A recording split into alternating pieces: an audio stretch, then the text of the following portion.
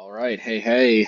If you want to see more MHayashi, please like and subscribe. And remember, subscribe means not just subscribing, but hitting the bell notification to get updates. Anyway, with that out of the way, we're playing more or less the same list as last time, but we've moved the Blast Funds to the sideboard. I know Blasphemy and VALAKUT in the main deck. What are we doing here? Also, no Den of the Bugbear. So. It's been such a long time since whoever it was that recommended me that I try Valakut. I'm gonna finally do it, and total credit to whoever first did, and many other people did in the interim. I gotta be honest, I cannot remember the first person to ever suggest it. Um, yeah, but I mean, like this is one of those cards that I feel like I've had on my radar for a while. I'm not sure if I had it on my radar before or after the person recommended it, but either way, this is a card that certainly, after somebody brought it to my attention, it certainly was on my radar. I mean, I've been aware of this card like ever since it was run in Standard. I believe was Valakut Scapeshift in Standard. I don't think it was. You wouldn't think such a crazy combo would be Standard legal. I think it was at least extended legal, and I remember it making waves before it even made its way to Modern. I used to follow Magic just on like the mothership. Believe it or not, there was a period of time where I actually didn't play much Magic, and I mostly just followed it. I'm such a weirdo, like honestly, my life probably would have been, I probably would have been more like, I don't know, financially successful, I guess you could say. I probably would have had more opportunities in a way if I would have just, I guess, done what everybody else did. Like if I spent as much time following up with like football or sports that like, more people care about, then, I probably would have been able to make more connections. I don't know how much of my personal life is worth really discussing, but it's just but let's just say that I was in a position where I had some job interviews where I could have made possibly life-changing money if I would have been able to land the jobs, but I didn't. Who knows, maybe if I had been able to make better small talk, knowing about. I remember one guy was interested in Law and Order. I mentioned like Law and Order as sort of like something, that I obviously like.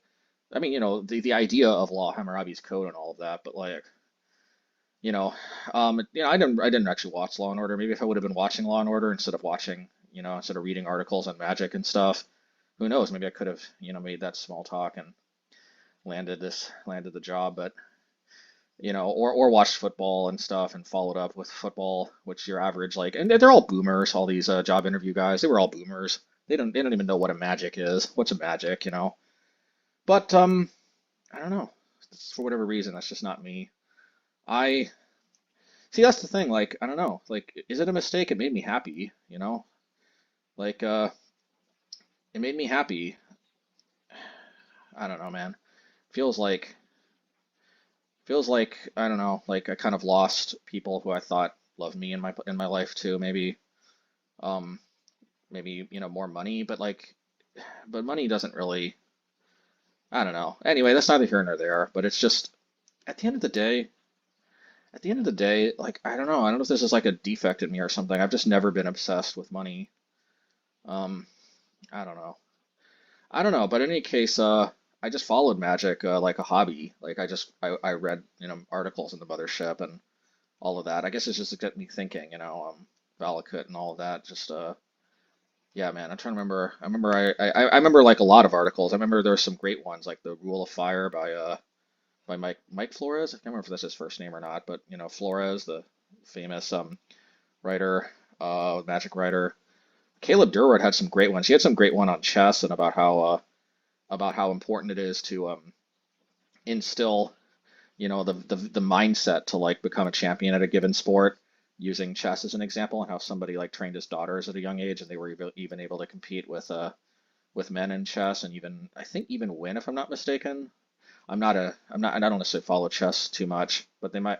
I don't know. They might have become champions, maybe not, but at least they proved a point that they were like right up at the top, I believe.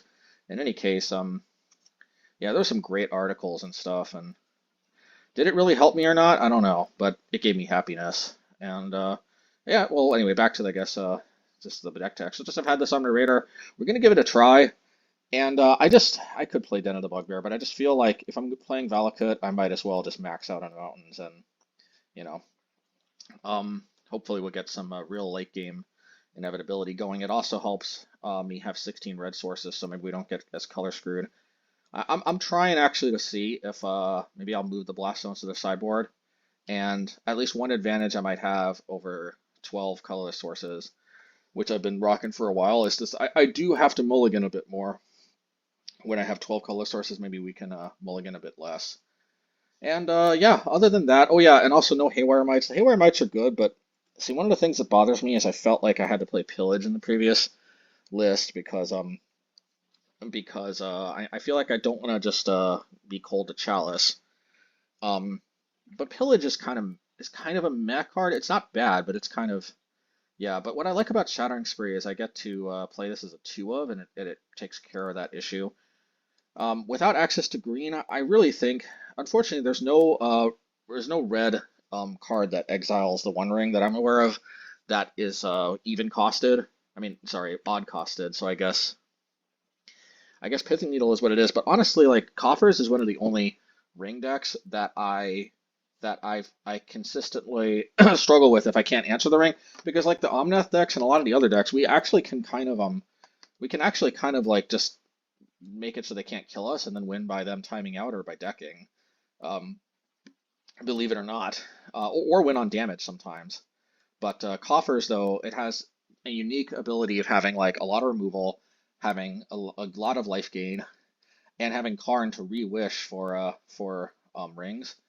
All of that makes it so that like Pithing Needle is really the ideal answer there in that matchup, and it can do work possibly at other matchups as well.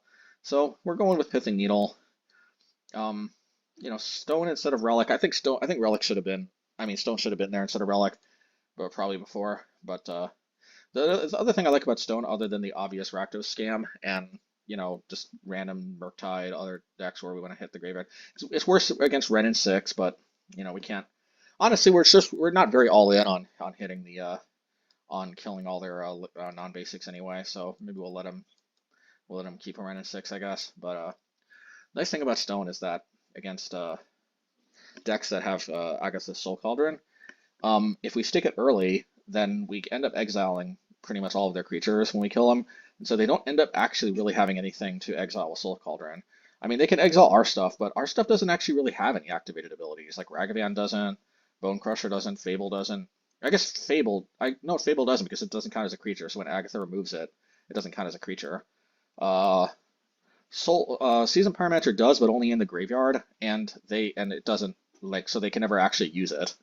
Um, because it only has the ability if it has a +1/+1 counter, and when it's in their graveyard, it doesn't have a +1/+1 counter. So, and Fury doesn't have active ability, so there you go. None of our creatures have any active abilities they can kind of capitalize on. So, Stone is actually a surprisingly good tool against Agatha Soul Cauldron decks, and it also is great against the Undying creatures from Yawgmoth, and it's good against what do you call that, modular, because modular doesn't actually trigger. I believe modular says when it dies. Let me see if I have any modular creatures. So I guess I'll have to slide this to 0. So this creature enters battle with a +1 counter when it dies. You may put a +1 counter. So see, it says when it dies, and this says if an opponent creature would die, exile it instead, so it's a replacement creature. And I've seen this happen before, so I've verified. Unless it's some kind of bug on MTGO, I've verified when I've played Stone, it does work as described. It's a replacement effect, so the creature doesn't actually ever technically die. And so modular never actually triggers, so that's actually kind of a big deal against, like, what do you call it? Hardened Scales. Anyway, and maybe I'm also just thinking about life and stuff, because like it might be a while until this goes up, I'm not sure, but like just like a week or two ago, I think just a week ago, there was that big boxing match, Francis Ngannou and Tyson Fury. Actually, nobody thought it was going to be a big match, me included. Actually, I remember thinking like, oh, today's the day. But what's even the point of trying to bother finding like a sports bar or something where I can watch it? Actually, that's like the one sport that I've been the two sports I've been interested in are like UFC and boxing. Even then, I don't follow them super religiously, but those are really the only ones. Um, And like in the grand scheme of things, like those, I mean, boxing, actually, I wish I was kind of more into boxing because boxing is something that boomers appreciate more, but yeah, mo most boomers don't even know what a UFC is either. So, um, anyway, just man, it's just crazy thinking, just thinking, man. Like at the end of the day, man, that Francis Ngannou guy, he just kind of did what like seemed right to him, what made him happy.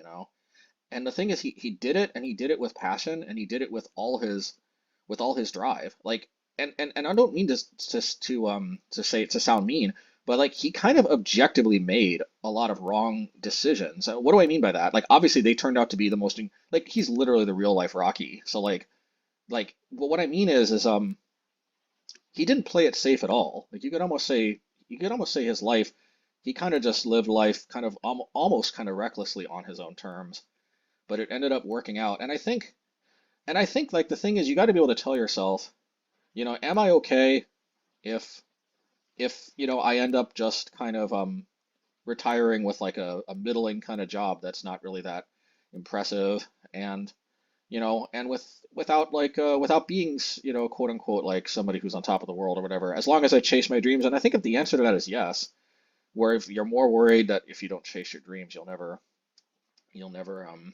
be able to live with yourself, then I think you got to go for it. Um, Honestly, I get the feeling maybe the people who complain the most are the people who never tried. There's this theory I have that it's actually like there was this song I remember, forget what the rock band, but there was this song, it might have been Blink 182, or I forget, I don't know if that's the right number. I want to say Blink 182. That my brother used to love that one. Um, Yeah, I remember. I think they had some kind of song, or one of these rock bands had a song where they said it's more fun to grow up than to be growing up, or something like that. And there's like, I think, I think there's kind of some truth in that, but you could also interpret it like a lot of times it's more fun, like sort of, for example, it's more fun getting rich than it is being rich. It's more fun becoming world champion than it is being world champion. It's more fun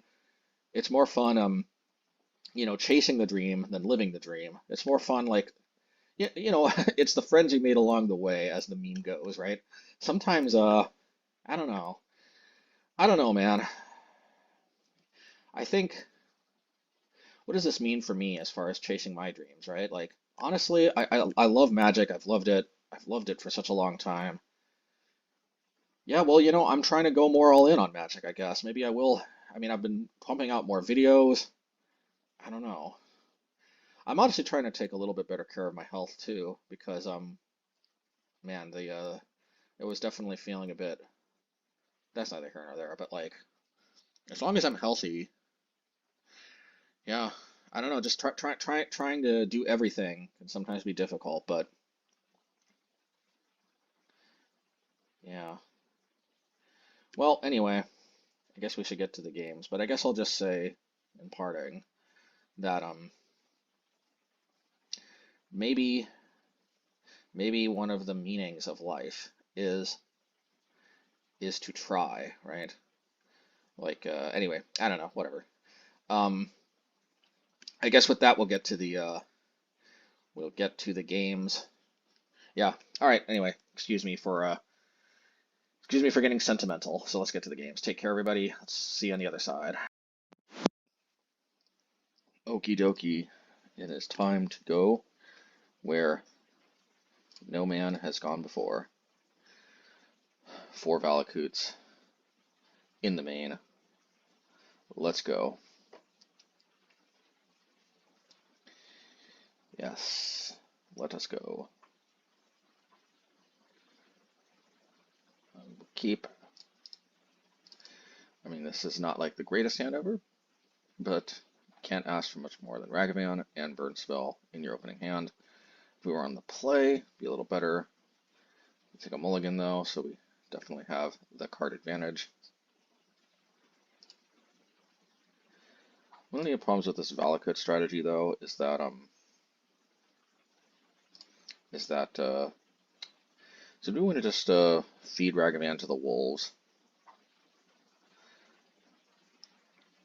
I'm gonna say yes. The problem is we don't know for sure that this is a Murktide. If this is Living End, our only chance is turn one Ragavan. They're probably just gonna ult it, go about their merry way. But you know, game one, I don't know what they're on. I'll just feed it to the wolves. If I knew for sure it was Murktide, I'd probably hold up on Unholy Heat. Um, but yep, it's a Living End. Unfortunately, though, I don't have a lot of tech for Living End, so. But you know, I am slightly in a better position for having played this Ragavan turn one. I think Living End is slightly more common these days than Murktide, but it's pretty close. In the old days, it used to be like you definitely wouldn't see, you definitely see Murktide way more often.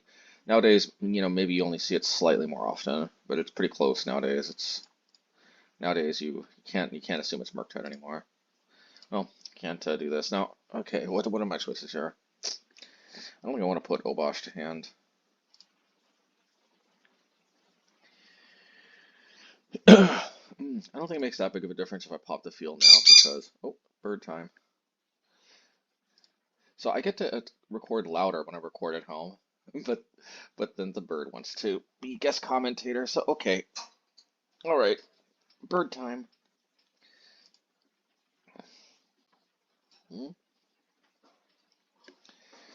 Bird wants to come out to play. Yes. Okay. Here you go, little birdie. Okay. Pay 1 mana, and I will play the bird as a 1 mana Birds of Paradise. Yes. Alrighty.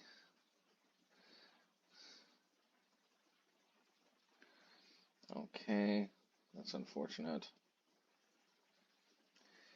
So this probably means they're going for the old Living End.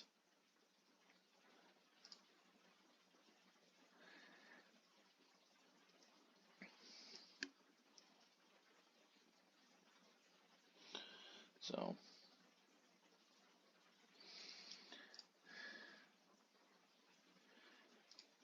I guess they can't go off just yet. I wish I had some kind of graveyard removal, but it is what it is.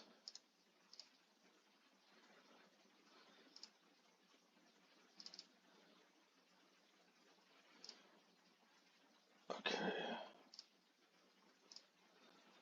Play out the field.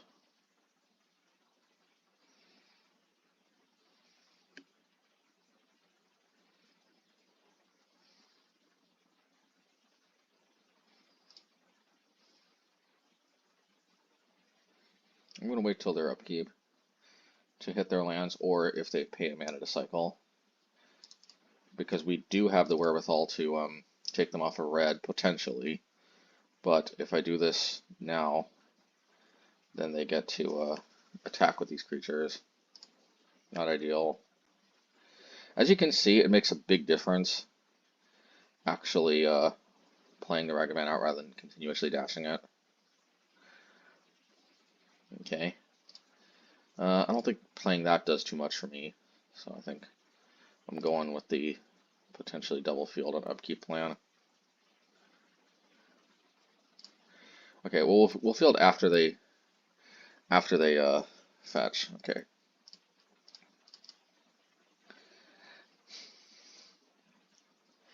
And we have to hope real bad that they don't have red mana and that they're relying on Volcanic Outburst and Violent Outburst.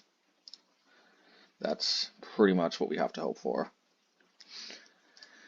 If they got Shardless Agent, then even Triple Bolt on the top probably. Oh, well, there's the mountain they need. Well, they might not need the mountain, but if they needed a mountain, there's a mountain they need. So they must have Basic Force in their hands, that one card. Well, they must not have Shardless Agent, otherwise they would have played it, wouldn't they? Makes me wonder, do I want to play Obosh?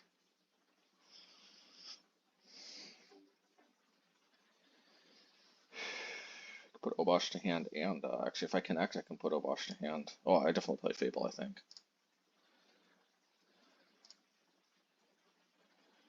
Probably should have played the Demolition Field first, because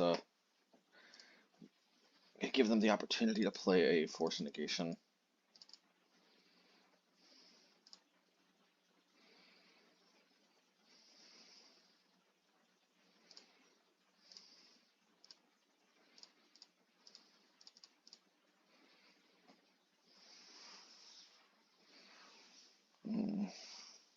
Well, I guess not. I'll do this. Get to put a Ragavan in my graveyard as a small consolation prize. I guess if we dodge them having another Cascade spell one more turn, I guess, well, that doesn't, in and of itself, other than thinning their deck, doesn't actually bring them closer to living end. Oh my god. Oh, they're gonna do the combo going off at the last minute. And we still need to like draw a Lightning Bolt. Okay. I can live with this one for sure. This one for sure. It does make us further away from Lightning Bolt though.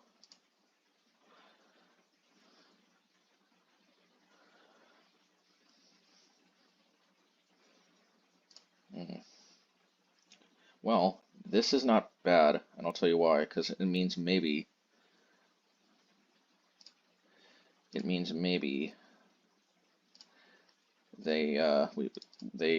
take them shocking with stopping ground off the table.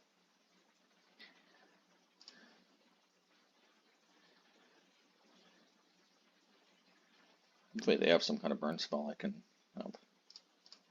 Well, let's do this. If they're in a position where they don't have another land, period, we could put them in a situation where they have to shock. And if they have to shock to play their spell, they can't force negation because we know one of their cards are kind of stomping around. So we may actually, against all odds, we may actually have stolen game one even without Graveyard Hate. And that's one reason why I think we can kind of get away without playing Graveyard Hate possibly. But we don't know yet. They could play, well, actually, they're out of basics, yeah. So they only have fetches and shocks, I think. So yeah, actually, that was a steal. Okay. Okay, this is one of those matchups where I think VALAKUT is not. Man, VALAKUT could still be good, but I think Blast Zone is going to be better because sometimes we can put Blast Zone on 4 and 7 are the sweet spots, and then we can really all right, whatever. Yeah, this is one of those matchups where if we don't have Ragavan, we just flat lose. Not even close. So this is actually kind of interesting. On the one hand, Lightning Bolt is reach. On the other hand, Lightning Bolt doesn't kill any of the creatures. This might seem like the wrong call here, but let's take Lightning Bolt out. And we definitely need Bonecrusher because we need as many creatures as possible to fill our graveyard with. We're just gonna do this. This is a matchup where we miss not having a Den of the Bugbear because it's fairly free. I think I have to take out VALAKUT because the coming into play tapped is definitely. I could just play like 2 VALAKUTs for Den of the Bugbears, but I feel like I want to maximize my mountains. And Den of the Bugbear in most matchups is okay, but probably if we're gonna, I don't know, we'll see. Okay, well if they force negation this and just go off, then they just go off. But I don't think I'm supposed to mulligan the hand with Stone and with 2 lands.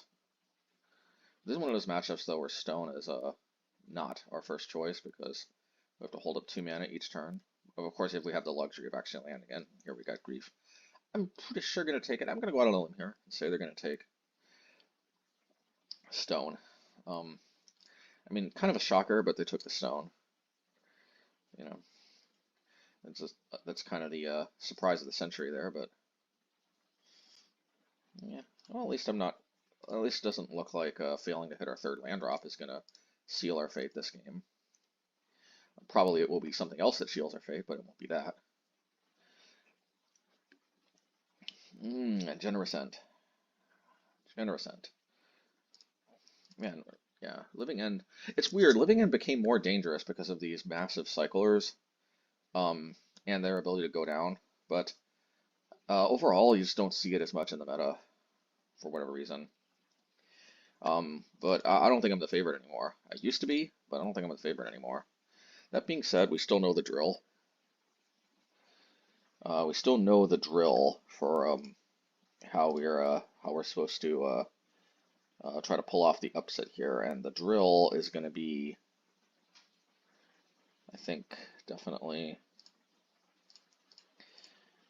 We got to do this here. I like Flame Slash slightly better, but maybe I know maybe I shouldn't have. We have to do this because that's going to be our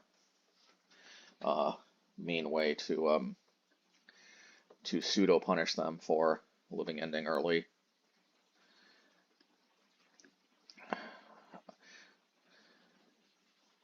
So at least if so, hopefully they don't. Okay, they do. So if they go living end, then what we end up having to do is furying the curator and stomping the grief.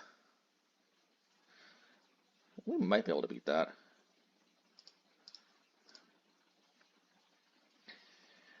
We might be able to beat that.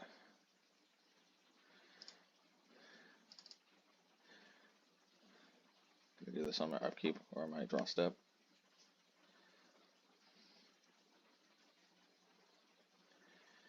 It's probably slightly better for them though if they just let me play my Fable. I think I have to play my Fable if they don't do anything. I could see them waiting to my draw step. I don't know why they'd go on my upkeep, but I can see them waiting for my draw step so that they can maximize their grief. If they have Violent Outburst, that's definitely the play. Well, this could be a mistake, but I'm just going to play the Fable. And the reason why is if they don't immediately have Living End, then ditching the 2 Bonecrushers is a big game. Of course, if they ditch some more creatures and then go for an even more massive Living End next turn, then... Okay, that's actually a little bit better than it. The worst case scenario would have been if they had just cycled more creatures and then gone for an even more massive Living End. So yeah, we hit this.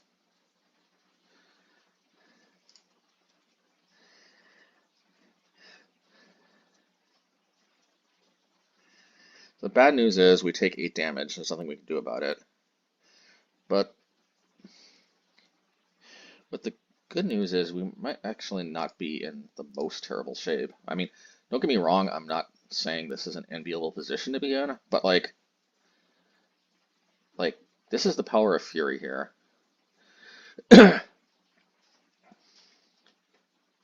do have the option to potentially try to stomp the Generous Ent and trade with the Fury on a subsequent turn, but that's very dangerous as a Force Negation.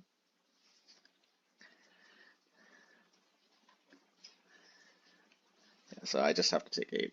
I don't see blocking with the Fury getting me much anywhere.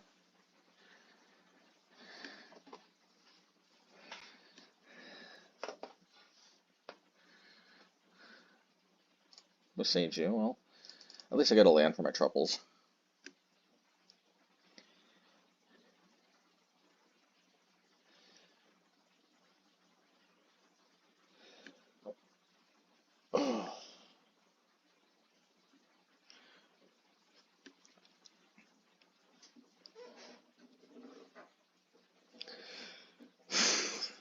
Yeah, they're putting us in a tight spot, but is what it is.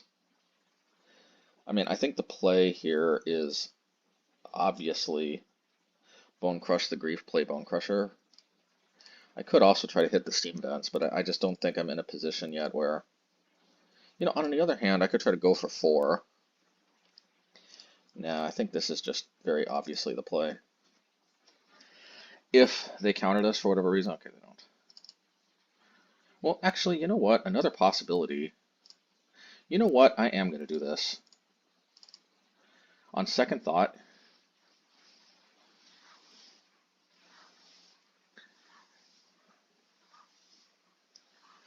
I think I'd rather race.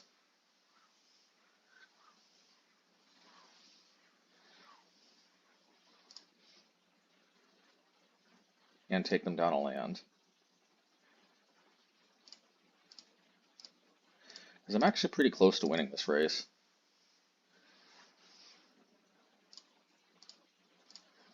I had a slight change of heart there. Because, yeah, maybe because they hit me. I hit them again. They hit, yeah, believe it or not, I'm actually winning this race.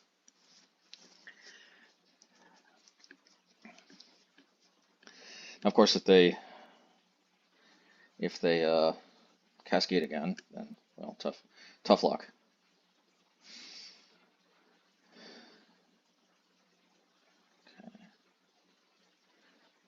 Okay.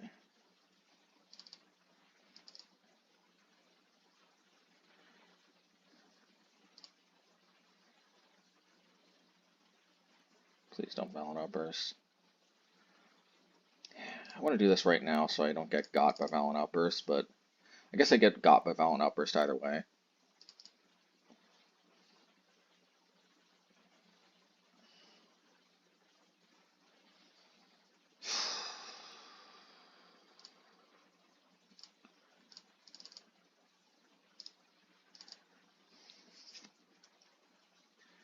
I get totally got by Valent Outburst here.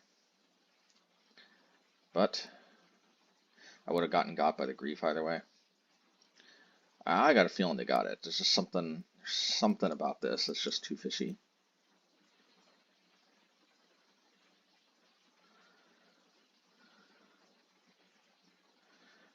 I mean, all my chips were on the table. I don't see why they would have just done this before, but it also doesn't matter if they wait till the end of my turn either.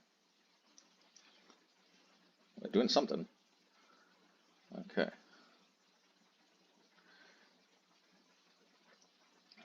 Okay, that's cool.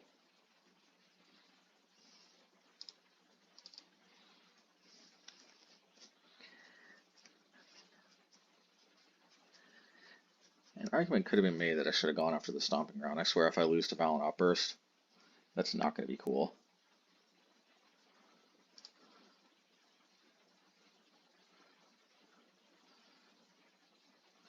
I almost wonder if I should hit Valent Outburst. I mean, hit Stomping Ground on my upkeep.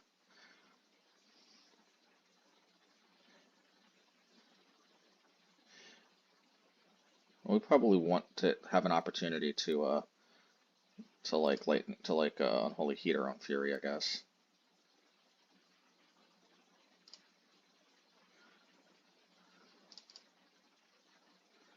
We might as well just discard this card. Well, there's the Unholy Heat that all the kids were clamoring about.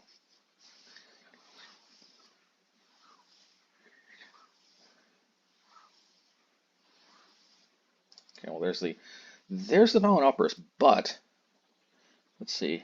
Enchantment, creature, sorcery, land, artifact. So I get to either hit the Fury or the Seasoned Pyromancer.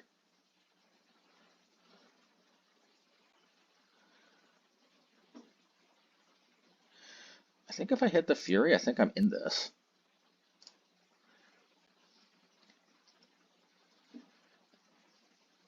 It could just be wishful thinking, but I think I'm in this. Uh-oh. Well, that's not good.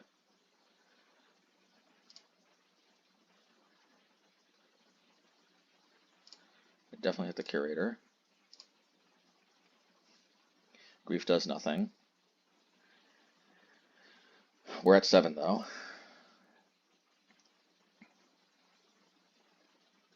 We're at 7 and we probably still die. Because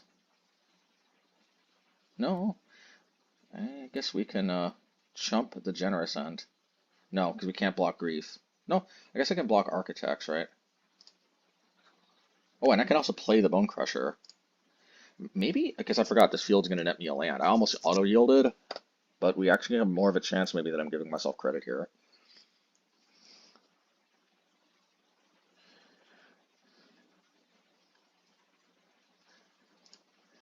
I think they made a big mistake by being greedy with the Fury. By being greedy with the timing of the outburst. Because they could have snagged something on my draw step. Yeah, and this obviously has to be Bonecrusher. There's just no way around it. So what I can actually do is I could double block the Generous End, block the Architect with the Fury, and then crack back for lethal. So I actually don't think they have a lethal attack here. And if things keep on going the way they are, I think the Fable kind of breaks this mirror. Oh, but that gives them a very powerful... all I have out of the yard is Seasoned Pyromancer. So ideally, another Unholy Heat of some kind. But no Grief this time for another Cascade. And no red mana as of yet. Man, if we can bum a game from Living End... Ooh, sorry. If we can bum a game from Living End, I'm gonna feel good.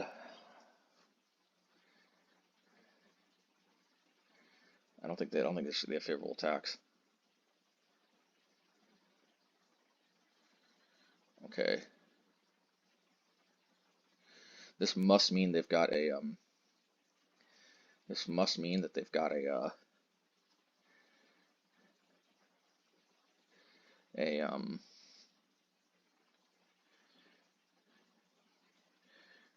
Brazen Borrower.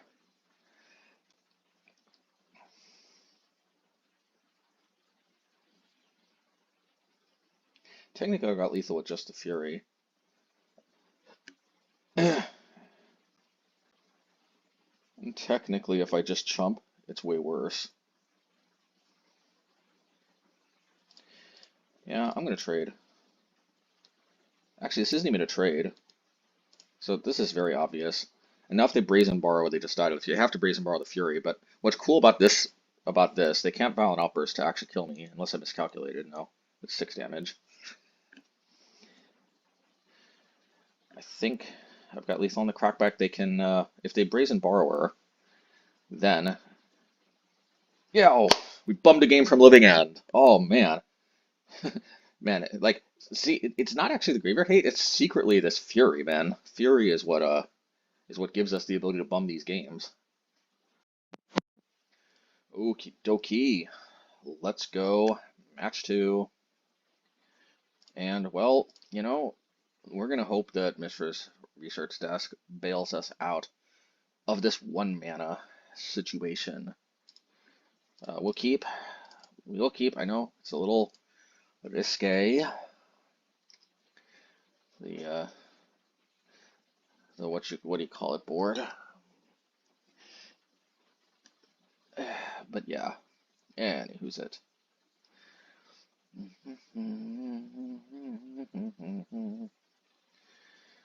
Is this another Living End? I don't know if I can bum 2 games off a Living End. Okay, it's Murktide. So, if I didn't have this Fury, I think it'd be a closer call, but since I have the Fury, I think I'm going to use this at sorcery speed, so I can get it out of my hand. Hope they don't force negation me. Don't force me, bro. Okay. Because, if they have, Ledger Shredder plus, Mishra's Research Bauble, I still have a way to deal with it before it gets out of hand. And thankfully it doesn't look like that's happening just yet. Well, their mana screwed too. I have to do this. This is just actually 1 short of Preordain. I'm very close to having the same amount of dig. Hopefully we'll have more luck hitting our second land drop than they just did when they looked 3 cards deep and didn't find a land. Okay. That being said, I think the risk of getting hit by Ragavan is greater, such that I think we have to bolt. And I'll hold on to the Unholy Heat because we need that in case of Murktide. And the reason I'm doing this now on my turn is I do not want to get screwed over by Spell Pierce. I really do not. Okay, well we're who's gonna hit their second land drop first? Come on, come on. I'm feeling lucky. We arguably both kept hands we shouldn't have kept. Ooh, all right. Ooh, this is. I'm too tempted by the field. Sometimes, like 1 game, I just straight up won when I fielded their 1 Steam Vents. Plus, I had this to play off of it, so that's why I went with this. One game they were stuck on 1 land, and I hit this, and then you're not gonna believe it. The next land they drew was Basic Island. Uh, yeah, I think it goes without saying, but I won that game. Okay, okay, okay, okay, okay, okay, okay, okay, okay. And this way I can look for another. Yeah, I think this was pretty obvious actually, because this way I can continue looking for lands, tapping this one. Or if I draw a land, I think I just hit that and then Lightning Bolt on upkeep, I think. Probably on upkeep. Okay, definitely do this. So if we don't hit a land, but we hit a removal spell, then we're definitely going to want to. Okay, we got it. We got to hit our land drop here. We got to do this. Let's see. Let's see if VALAKUT takes us to the promised land.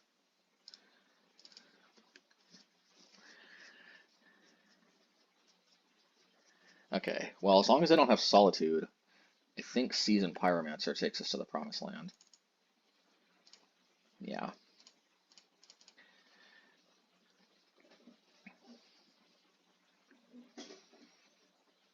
And even if they do have Solitude, I have, okay, Unholy Heat, I was going to say.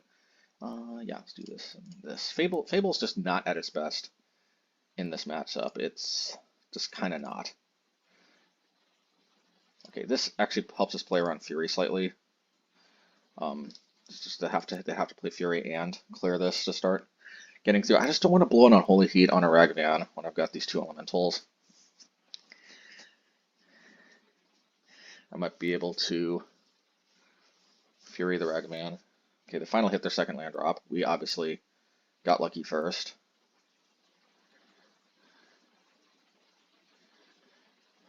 But a Murktide could still cause us problems, believe it or not. That's just how, yeah.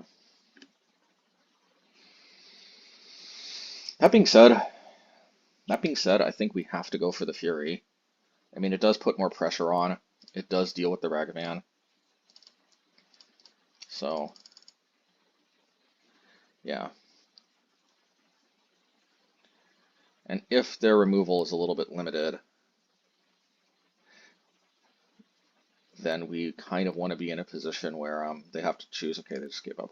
I mean, that was really them getting stuck on one mana more than anything. I do find that this matchup is is eminently winnable, but it's not a foregone conclusion, though, that's for sure. Okay, so this sideboarding is going to seem unorthodox. First, Ragavan comes out for Stone. Pretty obvious. Stone lets us keep their graveyard mostly clear, while also drawing a card, while also not messing with our graveyard for Unholy Heat. Even though we can't keep tapping it to remove their graveyard, I think the fact that it doesn't mess with our Unholy Heat makes it actually better in this matchup than Relic, so that is good. And I'm gonna need to play with VALAKUT more to see just how useful this really is. But I'm gonna actually take out Fable for Blast Zone. Blast Zone is basically a spell in this matchup, and the problem with Fable is it basically just eats a Spell Pierce. We can use the mana we were gonna play on Fable, where it gets countered for 1 mana by Spell Pierce, to put Obosh in our hand anyway. And having 28 lands is not as bad as it seems in this matchup, because a big part of our game plan in this matchup is kind of playing the waiting game and hopefully being able to make more land drops than them, so that sometimes they even discard to hand size. Because the thing is, if we don't present good targets for their removal spells, then sometimes they can't really deploy a Murktide that's big enough to get around a Flame Slash or an Unholy Heat. So sometimes we're just kind of playing the waiting game, and having more lands definitely helps there. And I think having an extra 4 lands definitely doesn't look bad with this hand, for example, so we will keep. Let's go. Let's go. Okay. Preordain. Now, it's an interesting question. Do I play Resource Desk or do I hold up Unholy Heat? It's a very interesting question. Very interesting question. It's really, really bad for us if they actually break through with the Ragavan. I think it depends on whether we draw a land or not. Okay, we drew a land, so I think I'm going to hold up the Unholy Heat. It's kind of a close call. It's really not good for us if they dash the Ragavan. The reason why is because we could expose the resource desk to being spell pierced by playing it on turn 2. But that's honestly not such a big deal since we still get another use out of it anyway. The only way it would be a good deal is if we needed this to hit our third land drop, but it doesn't look like we do. So I think we come out ahead here.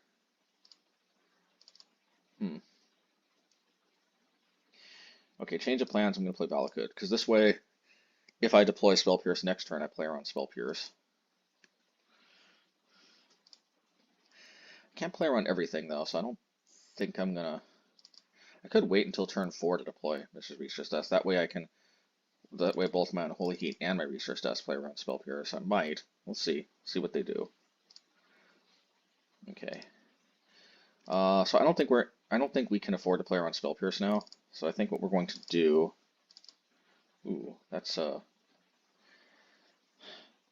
tempting, but not yet. Let's do this.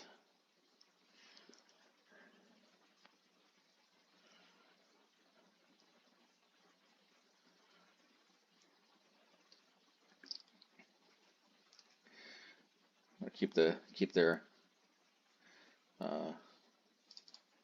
okay.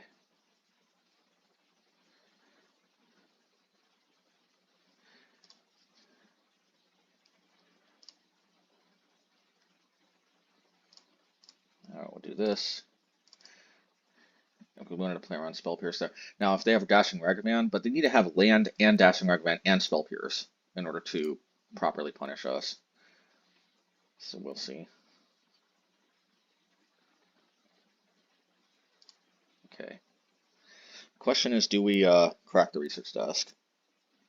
I think the answer is no.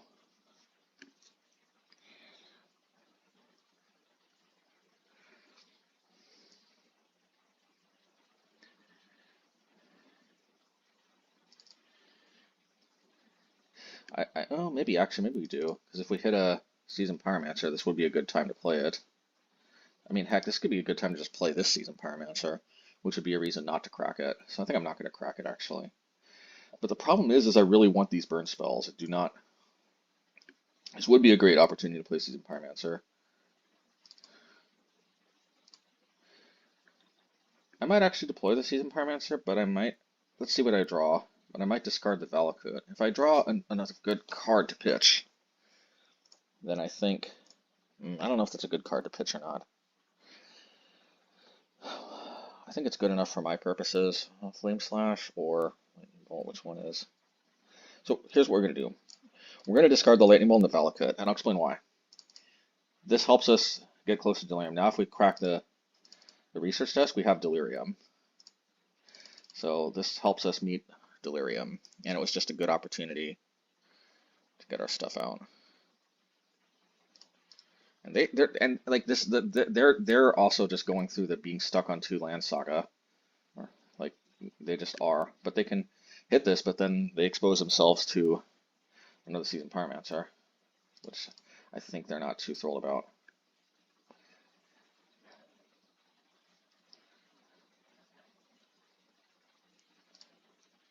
Oh, why do they keep Spill Snarian against an Obosh deck? Oh, I guess it technically counters Stomp, so I guess there's that. You know, to be fair.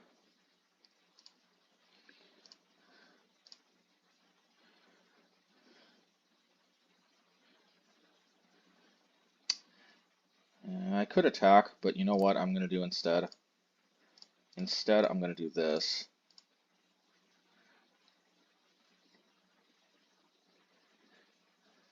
I'm going to put Obosh to hand.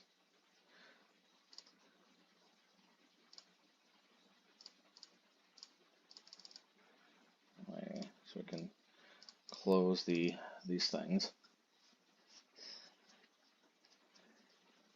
Ooh, Questing Druid. And see, it's a good thing we did do this because I think we have a good enough wall to block off the Ragavan.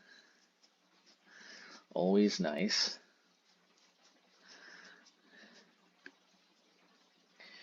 And are they going to Questing Druid?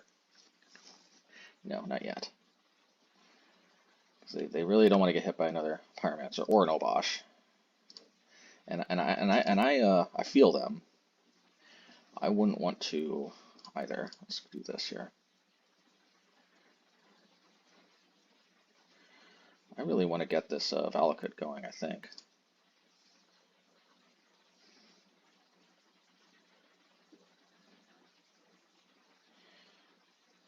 I really don't want to discard these cards either, so let's just do this.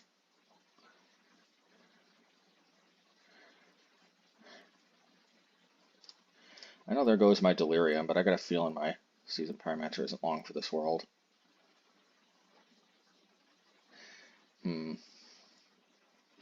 Demolition Field ain't bad, let me tell you. But I have to imagine Unholy Heat is still better.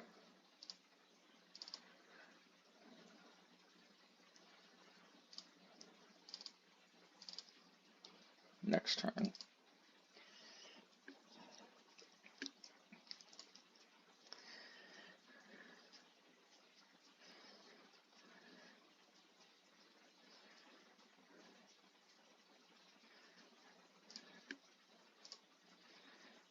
Okay, there's another Ragavan. So now I know not to kill the Ragavan, or just let the Ragavan get blocked. And that other Questing Druid is going to be a little bit. It's a good thing I waited, because sometimes they only play one green source, which is one reason I was thinking about. I'm almost okay. I think I'll just let them connect. Obviously, it's a problem if they reveal like a Fable or Seasoned Pyromancer or Bonecrusher. But as a consolation prize, I get to blank this Ragavan. So I think I'll take the calculated risk and do that.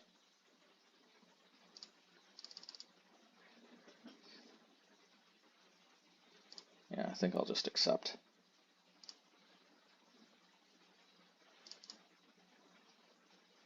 Okay, I actually did not want to draw that, so works for me.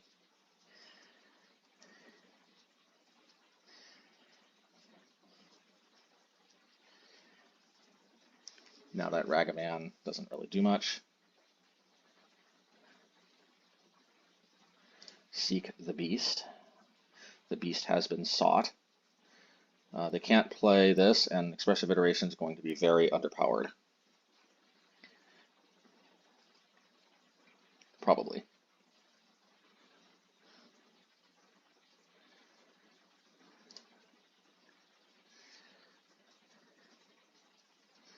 Yeah, let's go Expressive.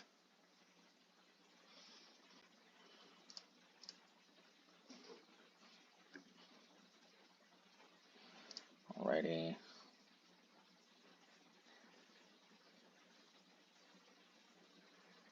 If they Spell Pierce this, no big deal, especially if they've used your treasure token on it, so I'm definitely going to play this in a turn.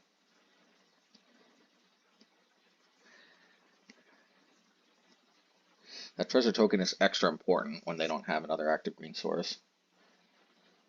This probably means I get to land another Seasoned Pyromancer. This is one reason I put that Obosh into my hand earlier, is I wanted good pitches.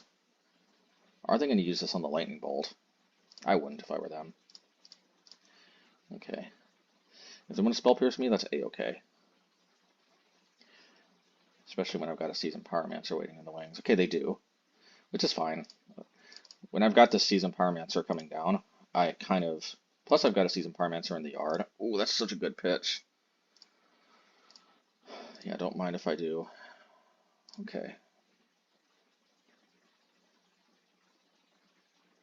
Hopefully I don't have a... Okay, good. Yeah, that was a great pitch. Okay.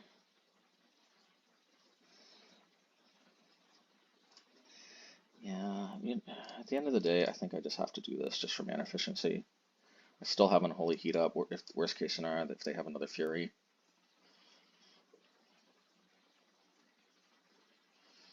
That mountain is so tempting, but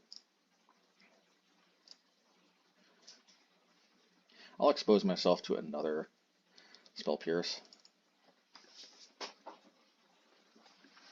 Remember, these Blast Zones wouldn't be lands in most matchups, so we'd have VALAKUT and 4 mountains. I will say though, the VALAKUT's taking so long to come online though is a little bit of a knock against them.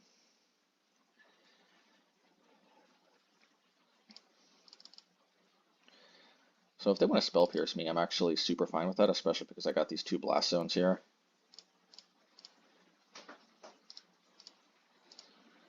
Okay.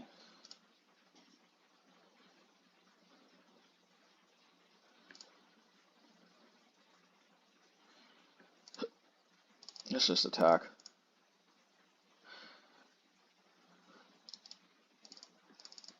The reason why I can attack with all is because I've got the other Seasoned Pyromancer in my graveyard, plus a blast zone to hold up. And 2 Unholy Heats. Worst case scenario. Not gonna play a Fury. Not just yet, at least. What is this? Okay. Okay. I don't think I need to panic too much just yet.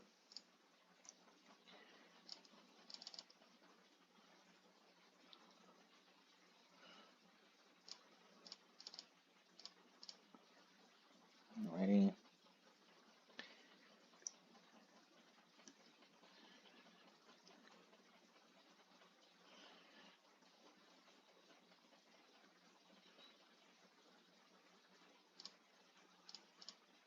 Yep, don't mind if I do.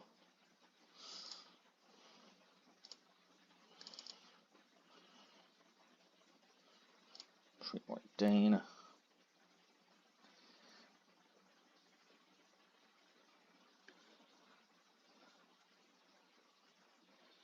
Let's go. And I'm definitely gonna put a counter on the blast zone.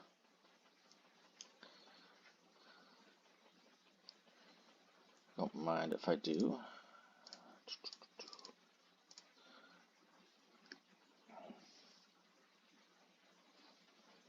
Alrighty.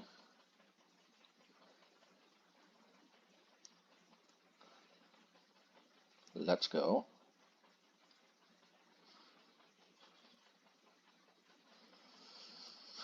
Yeah,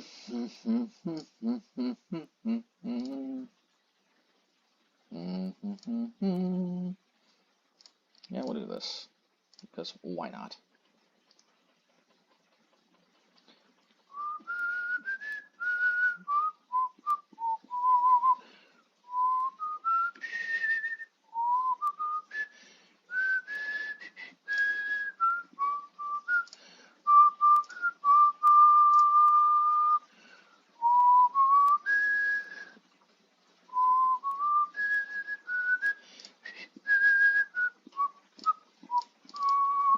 Yeah, let's do this, and we'll get rid of Flame Slash and Fury. The reason why Fury is just mana inefficient.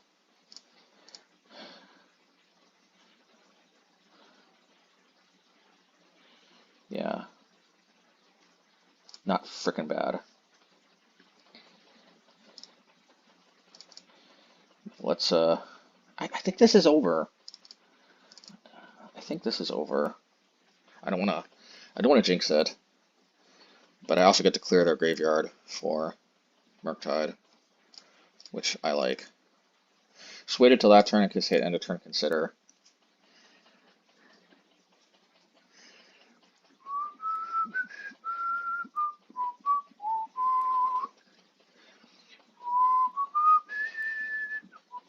Ouch!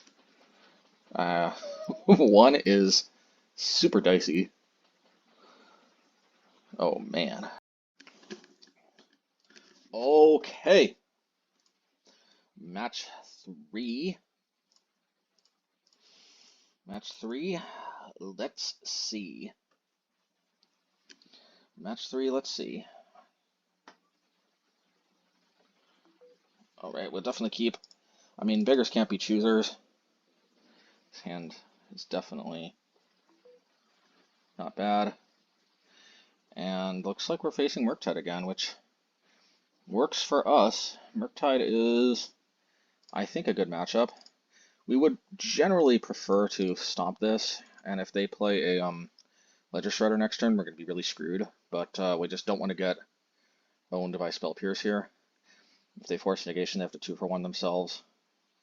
Which, with all their card advantage with Druids and whatnot, You know, it might not be as big of a deal as it was for them in the past, but I still think them spell piercing us is worse. And they don't generally play, like, I think Druid has generally a placeholder shredder for the most part. Okay, we're gonna stomp on upkeep. It might seem weird, but I would much rather them have to use actual factual counterspell than just in case they draw. Okay, spell pierce. Well, at least they have to. The reason why we did this is so they'd have to use the mana on their turn.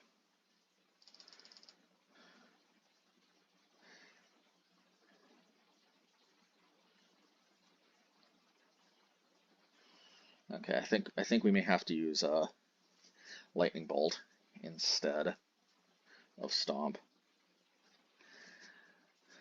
Stomp would be much preferred. Maybe we'll risk it because it's not a sure thing.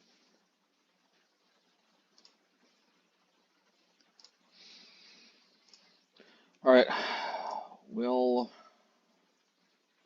risk it, and I guess we'll do this now. If they spell pierce, I mean, at least they have to use a whole card on it. Okay. Yeah, just Stomp is just so much better if it can resolve, because we want to get full value out of that, if you know what I mean. Okay.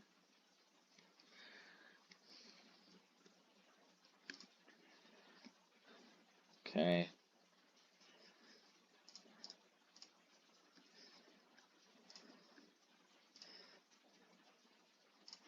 Now, do we want to... I don't think we've got as good pitches as we could have.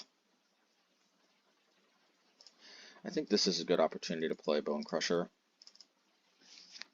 Alternatively, we could have put Obosh to hand, but...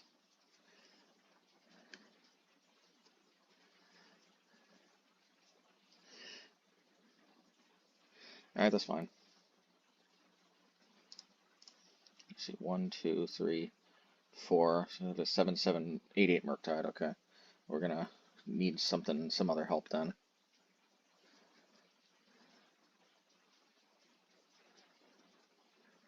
Please don't play another land, because then this could be a great target for Fury. If they do play a land, I'll probably just play Lightning Bolt. They did play a land, but it's a tap land. Now the problem here is if they drop Murktide, I'm mega screwed. But I don't think I can pass up this opportunity to potentially get full value out of Fury. Oh, we missed that opportunity. All right, I got to do this. All right, if they got Spell Pierce, they got Spell Pierce. At least they didn't. No, okay. And again, it's just I don't have good pitches.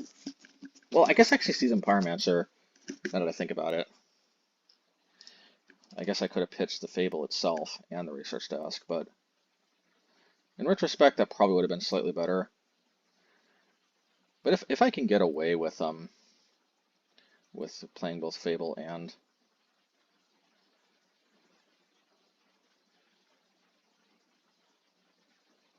why are other lands tapped? Am I missing something?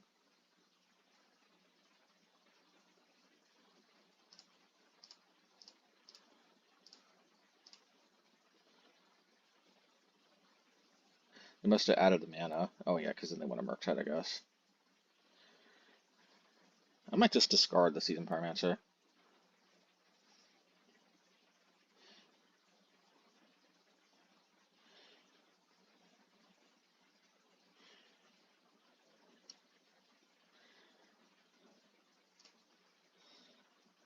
Let's see. Hopefully I rip a Flame Slash right off the top.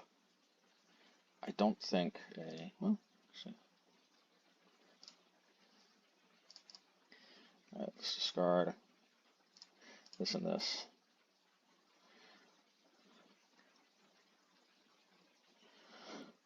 We'll have to do this because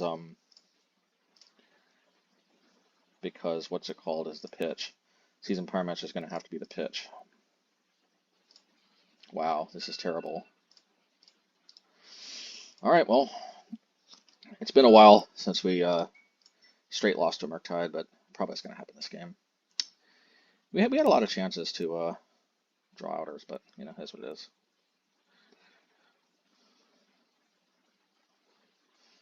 is. Underworld and Murktide. Interesting. I usually don't see the two together. I suppose there is no rule saying that you have to choose one or the other. I probably want to go with Dragon Race Channeler first.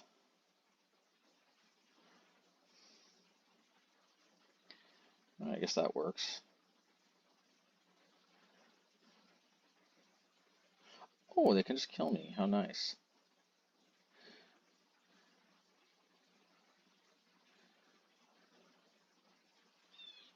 I guess this is an interesting synergy.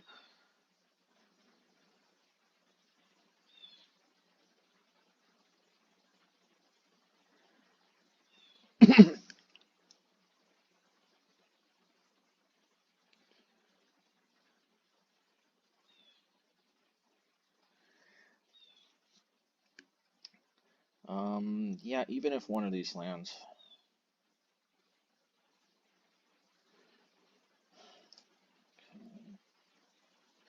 Alright, same strategy as last time.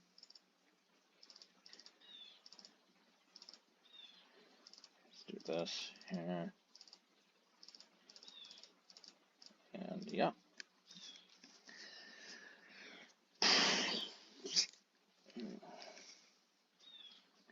I guess VALAKUT does help to give us some advantages if we start mega flooding, but it still might not be enough advantages to offset mega flooding.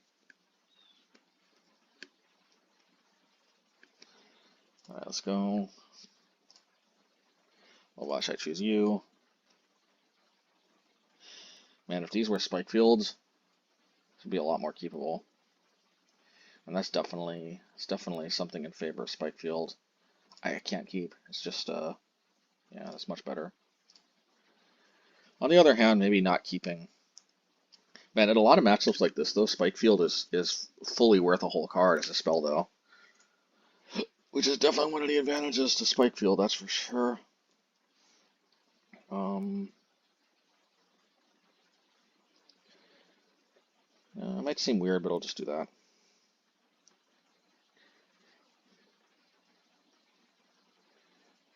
Okay.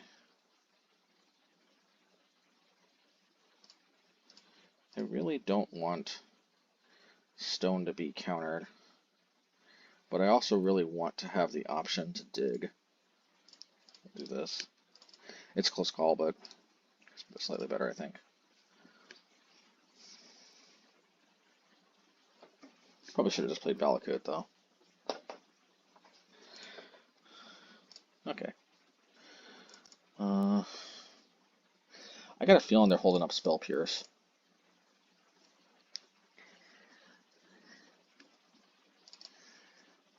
Yeah, they're definitely holding up Spell Pierce.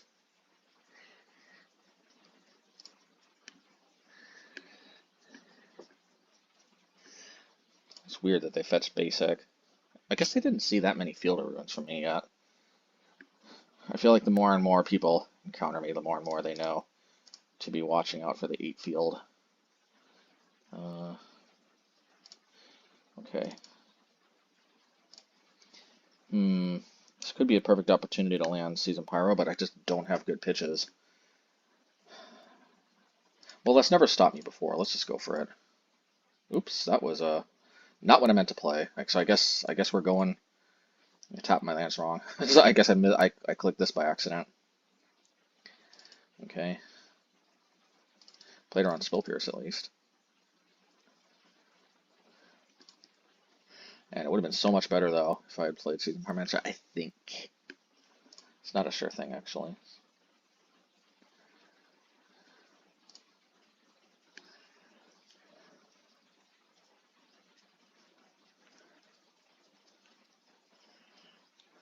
Okay, that's fine. We'll do this now so they can't. Turns out it would have been, but I think this forced them to go earlier on the Murktide. We have a lot of... Okay. Okay, so I think...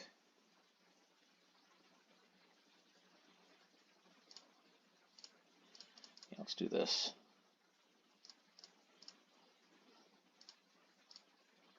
If I don't have Solitude, that would suck. The pause is well, we still have an out here. It's a good thing we waited, because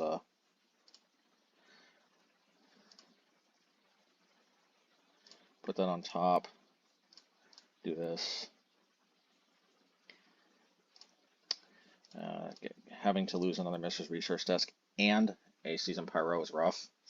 Please, not another, not another subtlety, dude. Oh god. Okay, good. Yeah.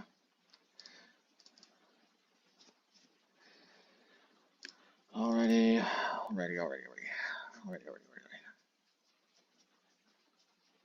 Narset.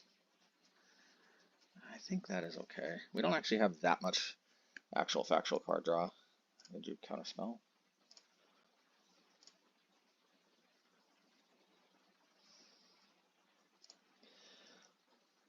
Let's get rid of the steam vents. Never underestimate the power of taking an opponent off a color.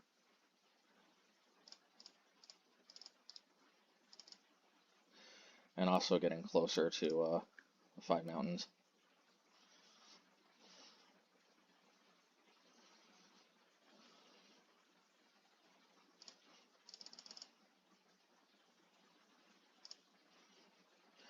At least that can't fetch them a land.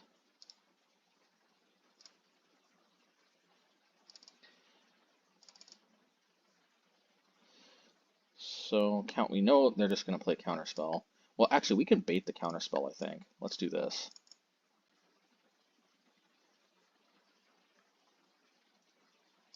Actually, though, the Seasoned Pyromancer isn't going to do much since they played counterspell, so maybe never mind.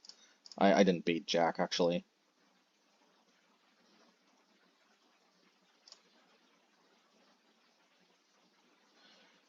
We'll still play that next turn.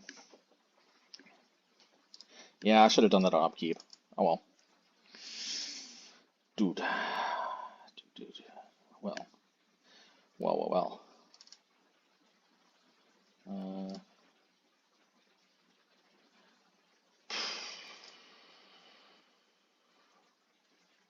I think we have to do this now. You'd think it'd be better to go after the Narset, but the problem is that this Legislator goes out of control. Maybe in a roundabout way, it worked out better. And now when I draw a basic, things get kind of wild. Let's see if we finally get to abuse VALAKUT here. Alright, let's see if this just does the trick. Okay. See if they have counterspell. Okay. Alright, well we're gonna make some big waves once we draw another basic. And we can actually take down a Murktide with a basic now. It's pretty wild.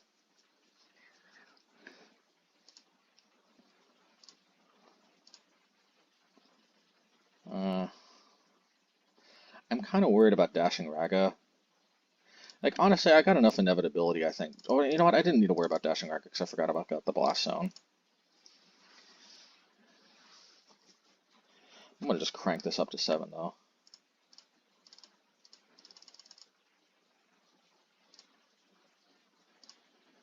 Okay.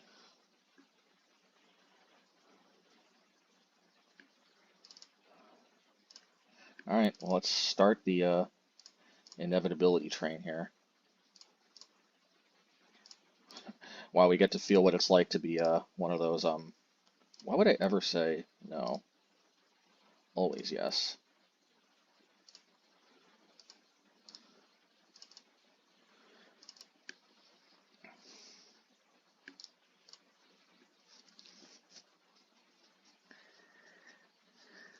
Alright, well, when VALAKUT gets going, it's pretty wild. That much we know for sure. Yeah.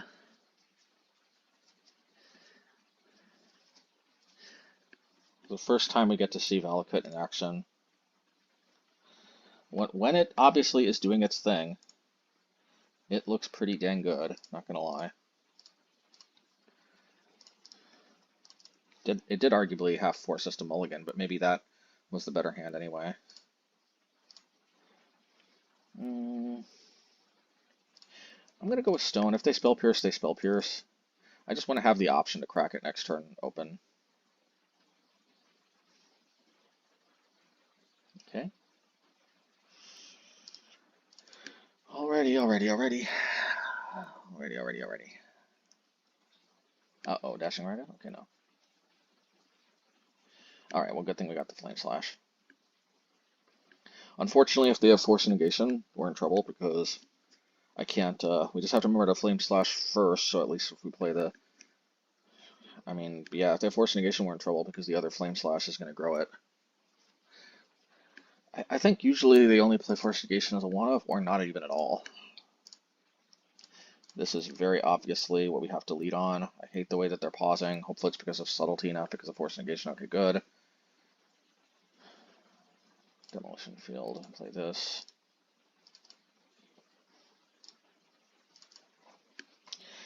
It got exiled, which, you know, could be relevant.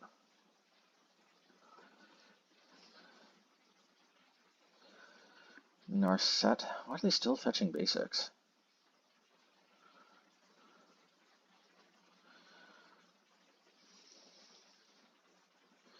Alright, well we still got the, I don't want to open myself up to Spell Pierce, so I'm going to start off with this in case we reveal a Flame Slash that we want to play. I guess we have to do this one here.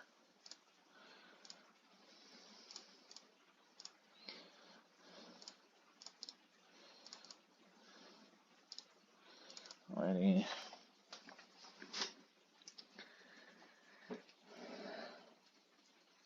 Now they have a lot of stuff for us this time. A lot of stuff. Ooh.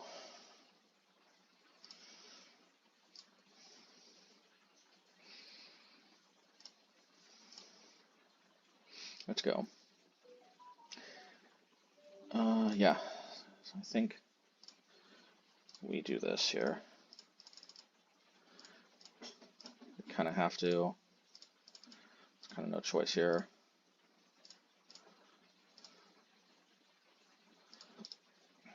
Exiles, which is good. Need to draw some VALAKUTs.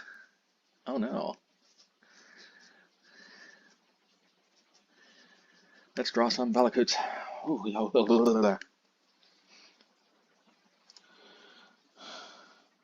They shouldn't have played basics.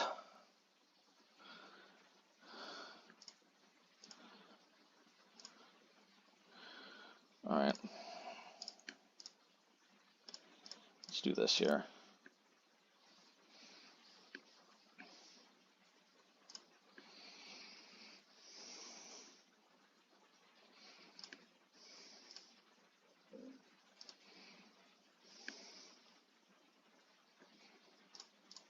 And we'll do this.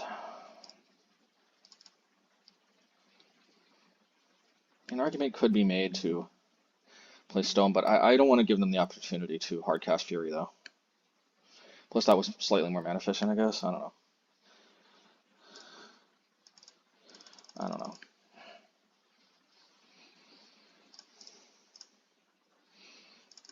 Okay, I think it might be coming up Millhouse here. Ooh, I really don't want to discard that. I could just discard the mountain. Here's what we're going to do. We're going to do this. Let's see if we draw a good...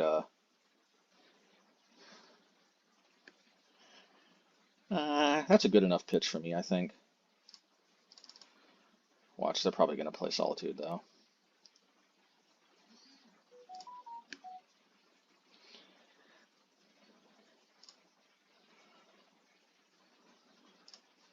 That's fine, we'll put that on top.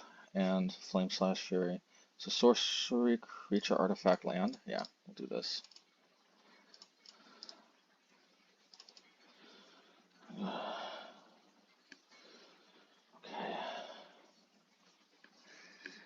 Okay.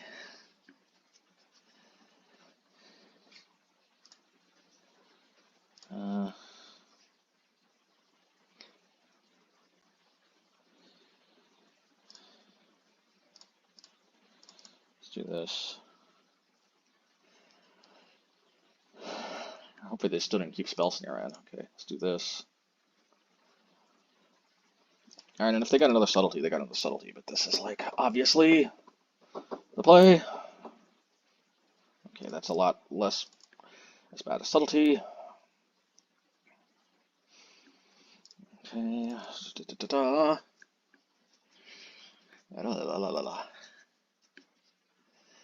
Ooh, okay, sorry. Let's do this.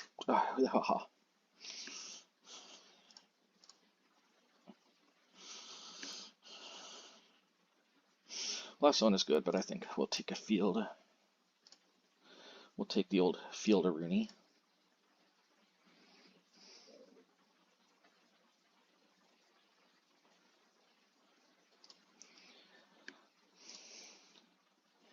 I think I'll wait because we may want a Stone of Erech.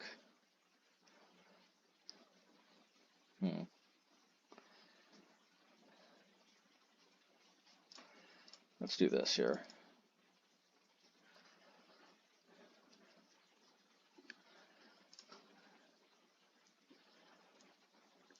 A 5/5 Murktide is a little bit more dicey than I'd like to deal with, so let's just do that. Ooh, I wish I would have had that a little earlier. I already have more mountains than I need. Please no dashing Raga.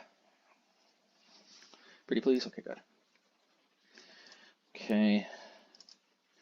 Let's do this. Bam. MoneyGram. No. This is not an endorsement of MoneyGram. Absolutely not. I think they. I'm not gonna say it's like a bad. Let's just go. Let's flashback the Seasoned Pyromancer. Yeah, let's go. Best use of mana. Man, I really want to play this VALAKUT first, but I think this is just significantly better.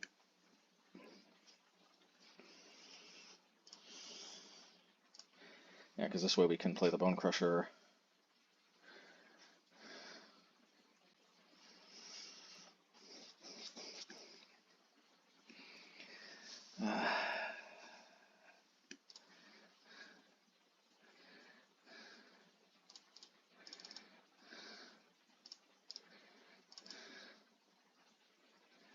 Alrighty, that's fine. Yeah. Oh my god. Oof. Oh, I want this match to be over soon. Please just concede. Oh. Oof. Oh my god. Okay. Definitely do this. Oh my god. Oh my god. Okay. Oh man, yeah, it's gotta be VALAKUT here. VALAKUT is just straight up a threat at this point. Alright, let's go. VALAKUT is wild good at this stage of the game. Let's go. Let's go. Woohoo. Okay, I'm sorry. There's going to be a little bit of noise, but I need to turn on the fan. Sorry, yes, I know there's going to be a little bit of noise. I'm sorry, but I need the cool here just for a little bit. Okay. Yeah, so the VALAKUT.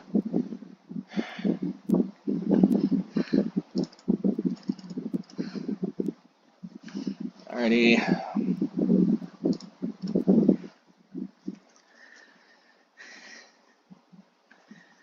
Okay. Oh man, I really want this match to be over soon. Well, I guess it's technically over, right? Because if they take this, well, I guess them taking that is kind of irrelevant. Okay.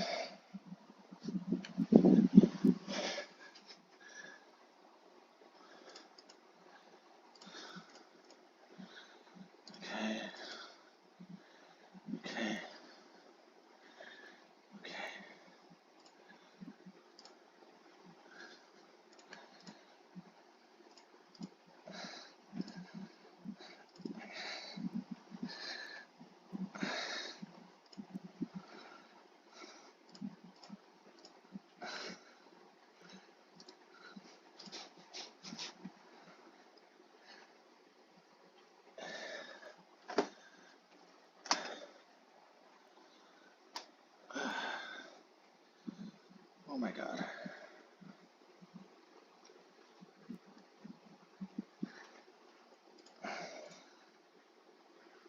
Good draws, your deck is stupid. Okay, just please concede. Alright, I'm gonna call it. Okay, match 4, and yes, I won that last match, but let's just say that the opponent, it really looked like they just let their clock run out. But maybe I shouldn't go into detail. Let's just say it was a very unpleasant experience in what that entailed. But I got a mulligan this one. But in any case, whatever. If they didn't say that my deck was stupid, I wouldn't necessarily assume they were trying to time me out, or trying to time themselves out, or both. But yeah, this hand, it's got to come into play tap land, and yeah, this is much better. And I think double field is enough advantages and enough matchups. Oof. Well, I'm just glad that saga was over. Man, it's like the year of the red-blue here. I wonder, isn't Murktide performed well recently, maybe? Well, since I got nothing else to do on turn 1, might as well play Ragavan. Alrighty. Oh.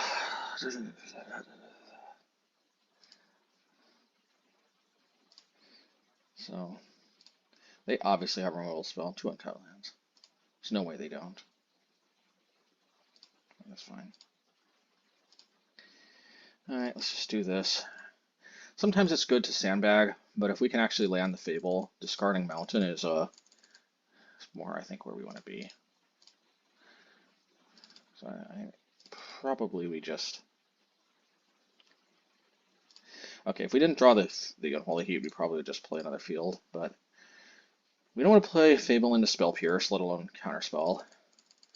Especially since we're not too far from 5 mana where we can play around Preypiercer at least. Plus we might be able to take them off of red mana, which is always nice.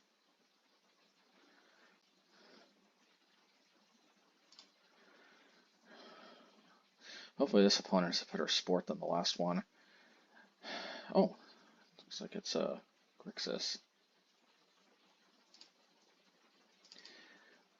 I find that fascinating. Now let's do this.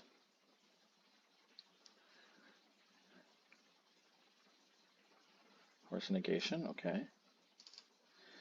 If you say so. Normally I want to hold up Bonecrusher, but I think the advantage is... Oh. So maybe we actually stomp this while they're tapped out. Because this is just kind of the perfect stomp target, if you know what I mean. Okay.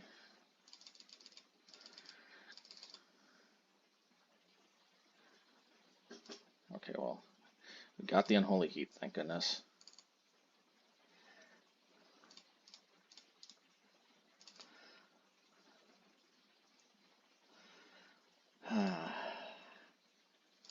Well, I think we got to take this opportunity here. It would be cool to take them off the mana, but like, landing Fable is pretty good too, so I'm just making the judgment call. If this is where we want to be. If they play, I was going to say Expressive Iteration, then maybe that would be a problem, but they didn't. They didn't. Let's go.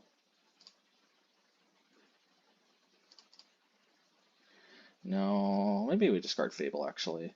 No, Fable's too good. I mean, Fable ain't perfect, but it's kind of too good, in my opinion, to pass up.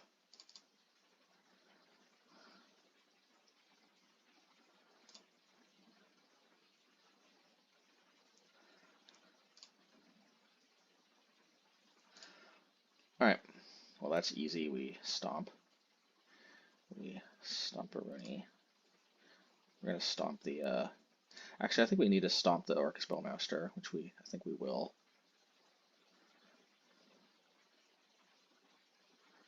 Yeah, we'll stump the Bowmaster.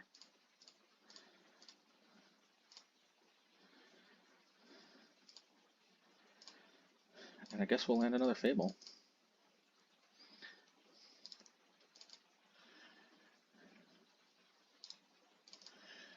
I hope I don't draw Expressive Iteration this time.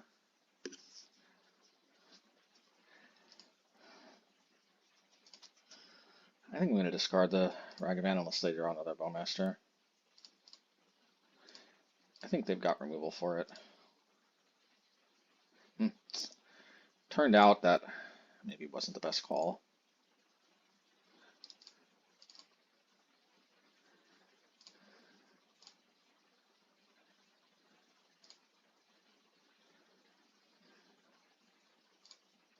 Okay, what is this now? Man, another one of these? Starting to get old, my friend. Starting to get old. Well, we'll just hit this.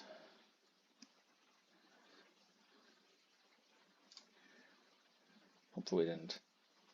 Okay, maybe they have Counterspell. If so, so be it.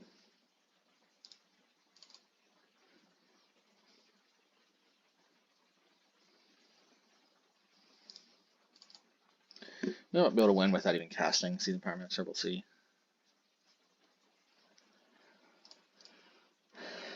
We'll draw another removal spell.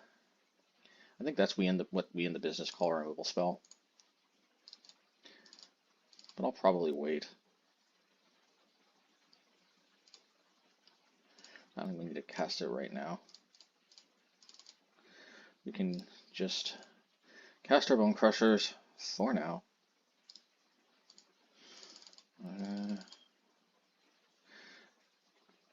Hopefully they'll show me if they're a One Ring deck. They are.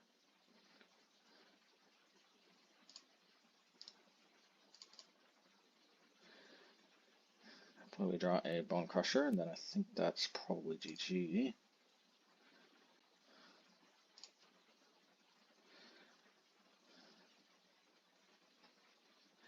I could play Fury, but actually I think what's better is just to do this here.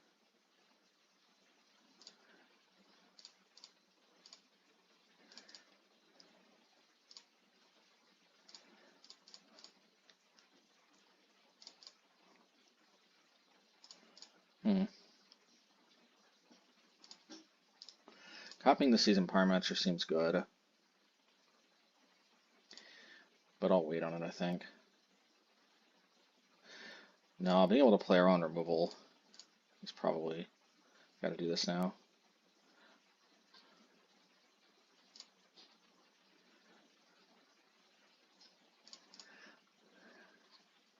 That's a good 2 cards to draw, let me tell you.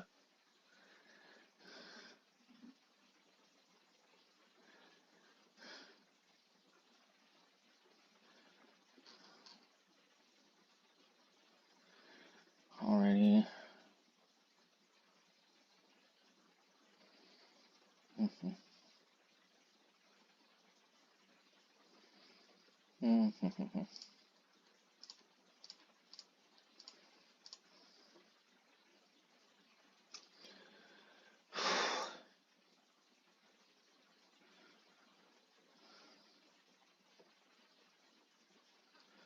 Not sure what to say or do.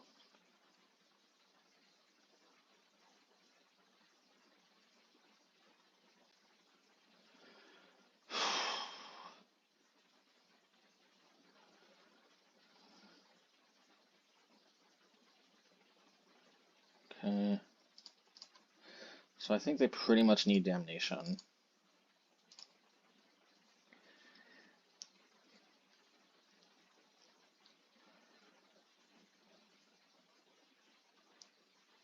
If they tap One Ring, then I technically have lethal if they don't have counter magic. There's a decent chance they do draw counter magic, but still.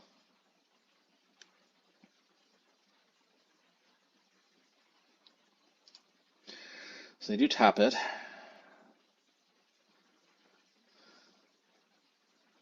Okay, I guess that I guess that does the trick too.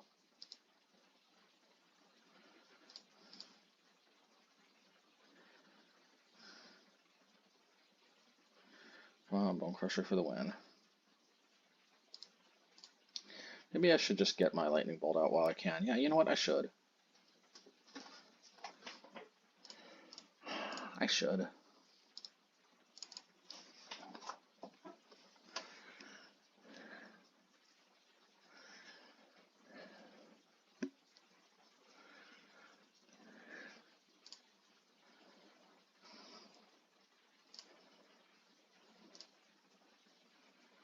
Should I put Obosh to hand? I don't think that actually does anything.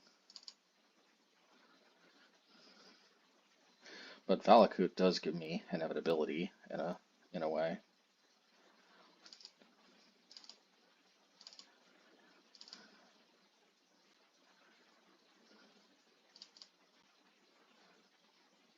If they tap to draw a card, I think I'm going to lightning bolt them first and copy Seasoned Pyromancer in response. Nah. Because they might play Damnation and then maybe that's just a win. I don't know.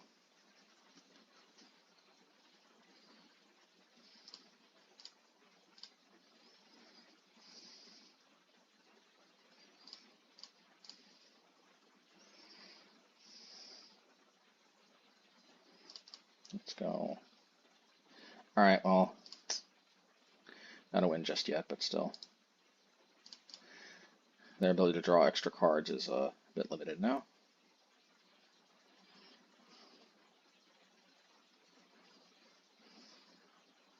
They are mana screwed.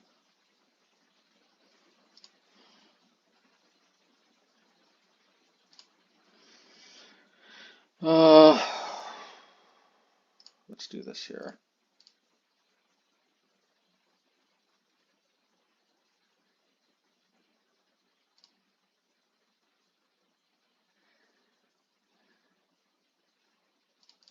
I think we're actually going to want to hold on to Unholy Heat because, I'll tell you why.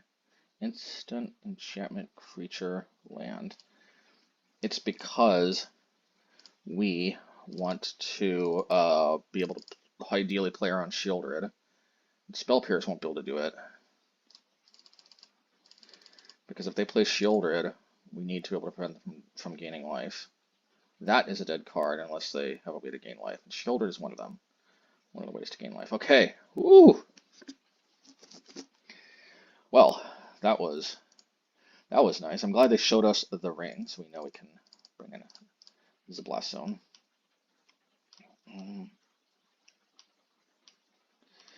Ragavan, I think, just eats removal and dies in this matchup.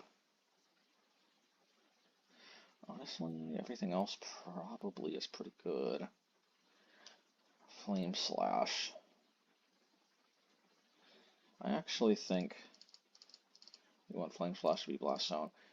Even if the only way we get screwed over this is like Blood Moon, but otherwise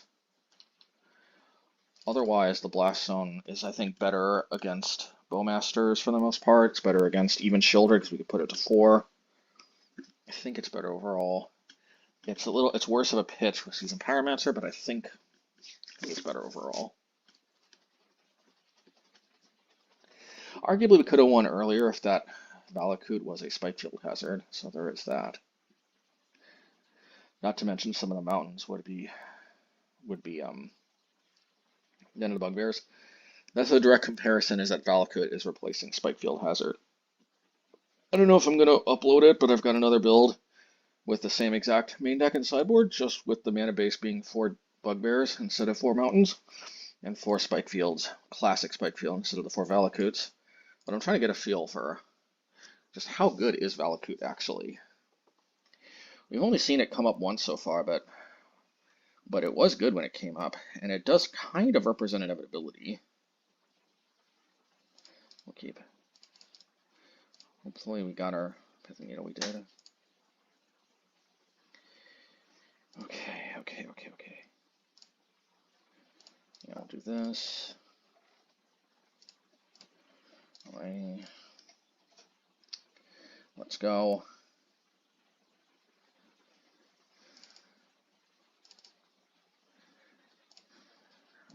Mountain. Kind of miss having Bugbear be an option, but when VALAKUTs reward us for playing basic mountains, it's pretty good stuff. Okay.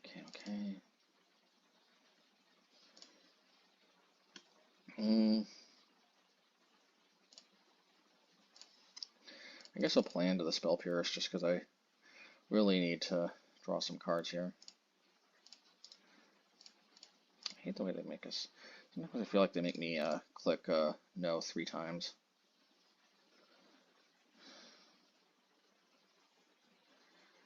Okay. Okay, at least I don't have the One Ring yet. Unholy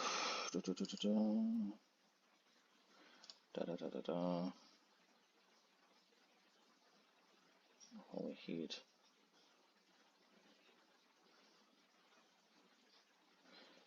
I think I'll just put this to hand.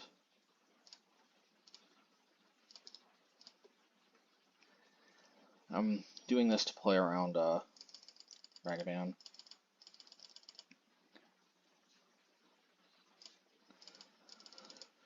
I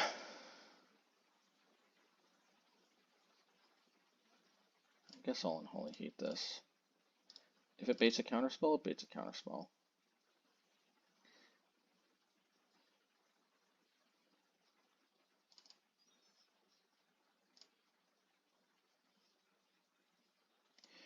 Alright, well, here we go. Here goes nothing. I think this is the more disposable between this and Fury. That's kind of what I wanted to see least. I think I'll put it to the top though. It is a good pitch with Seasoned Pyromancer and all.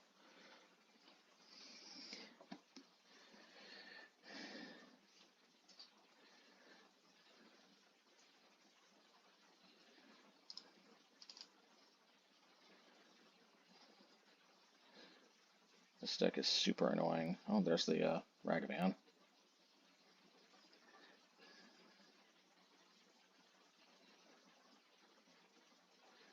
Oh, I guess if they have the mana, they can play the Obosh. They don't.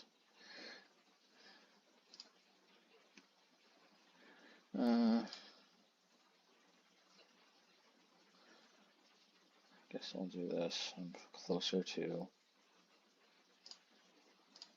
VALAKUT mana. Oops, I was not aware. Maybe I can deter a Raga attack.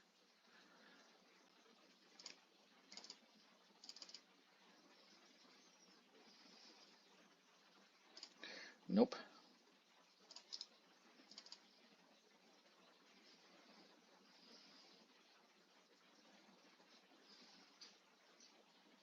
Well, Mountain would have not been that great.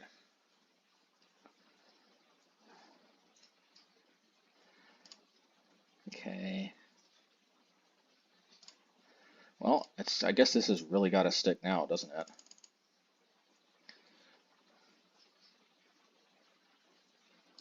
So bullshit. But I'm not going to make my opponent time out. We got a little too mana flooded. Maybe Spike Field would have been better there. So, I mean, here Blast Zone was kind of overkill, but I still think I still think I still think this is better. Like Blast Zone on 4 also kills Subtlety. I think more than half of our cards we drew are lands. Like if exactly half are lands, I think it's actually not that big of a deal. Maybe we shouldn't have just played the Obosh right into the Subtlety, but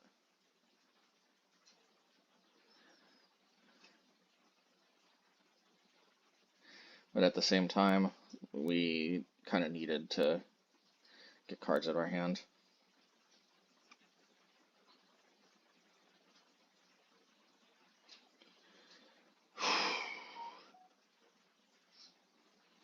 If we had a little more time, that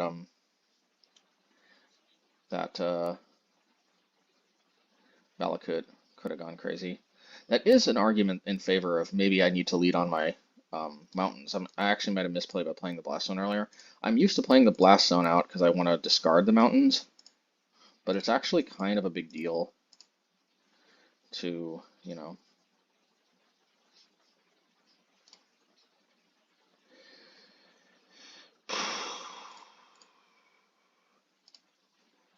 So here's the dealio. I really don't want this to be discarded.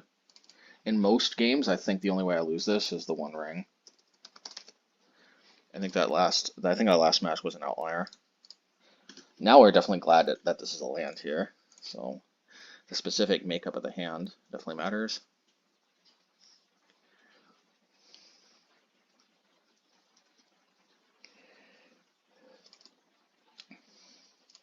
Yeah, we're going to continue leading with mountains.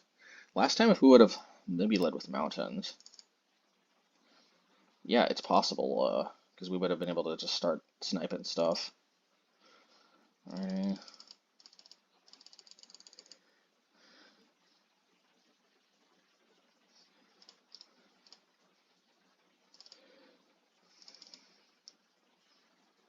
Alright, so we're going to continue on with the mountains. Alright, we're going to play the Fable, just because we have better pitches later down the line. And this time it resolves, always nice. Probably going to play Bowmaster, that's fine.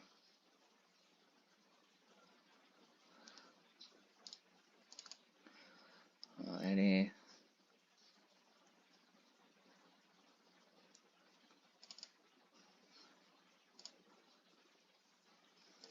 I think we're going to discard the Seasoned Pyromancer. It's just not that great. Oh, actually, we don't want to because of the Bowmaster.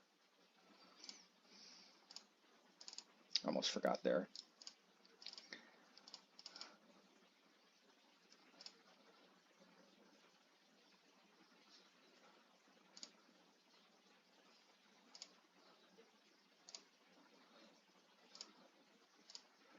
We'll try to play this. Play another one of these. We didn't have Spell Pierce last turn, so. Okay. Lorien revealed.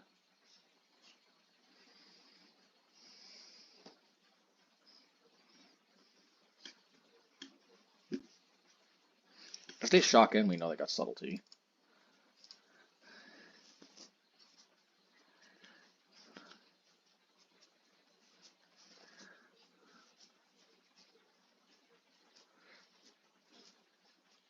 Okay, well that disguises it a little more. Okay. Let's see if they just play the One Ring for the protection. They might, because if they ever do have an answer to the Pithing Needle, then they have the One Ring ready to go. But this is not the juiciest spot to get protection, but okay. Well, that works too, I guess, for them. I'm going to discard both of these easy.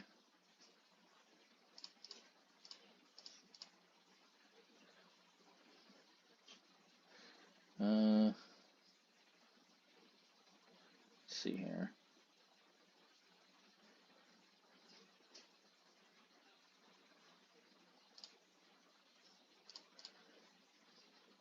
Let's just do this here.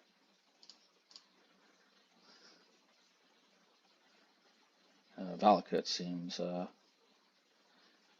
excellent, but maybe we want to wait on that.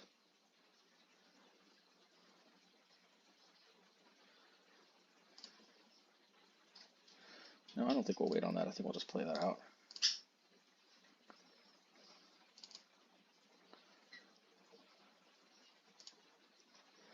These treasure tokens are pretty good.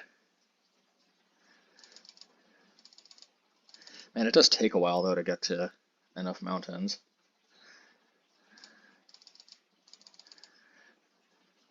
Alright, that's fine. That's a little aggro, but I mean, as of right now, that looks fine to me.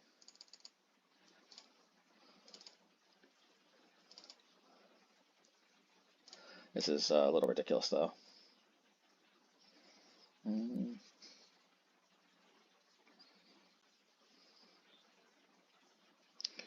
Probably this will be good. Let's do this.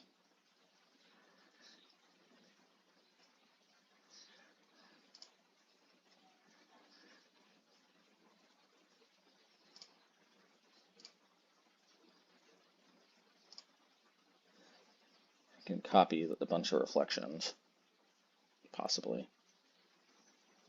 Maybe I'll do that. There's no guarantee though. Yeah, we'll just do this then.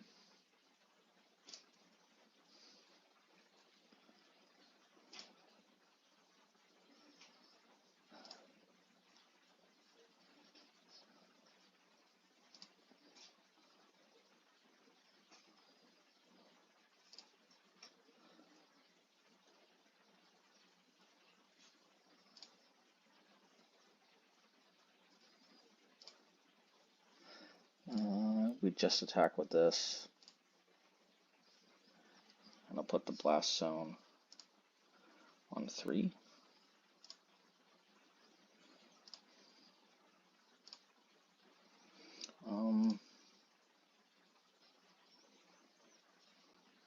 I think we'll put Obosh to hand. I think that's our jazz.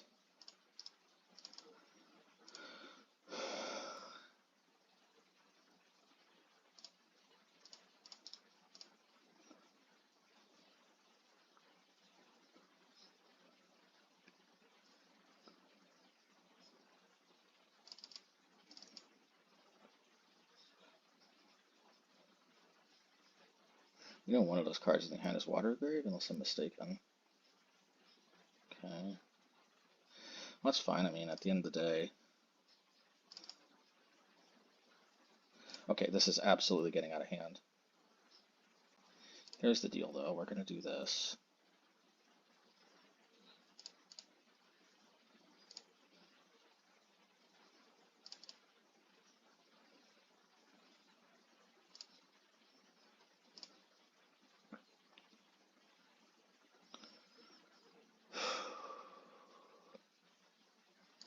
I'm going to do this.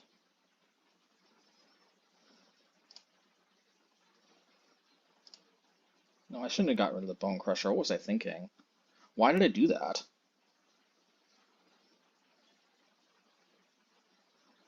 I have no idea why I did that, folks.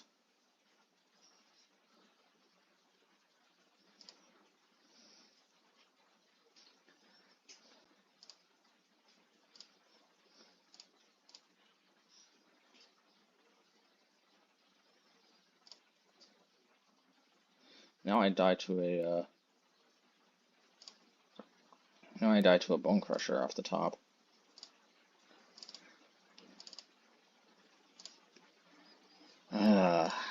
Yeah, that was I had actually an answer to the Murktide. That was crazy. It's crazy. What was I thinking? Overthinking. Okay. Alright, well, now they have like 7. So you already used 1 Bonecrusher. Oh, Bowmaster's got 7 kill spells, I guess. I guess they could have had Lightning Bolt and Bowmaster anyway. Ooh, ooh, ooh, ooh, ooh. Okay, that is fine.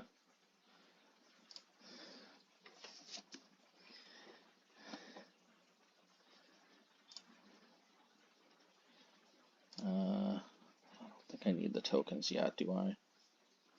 Yeah, I'll do it. I mean, a good use of mana is a good use of mana.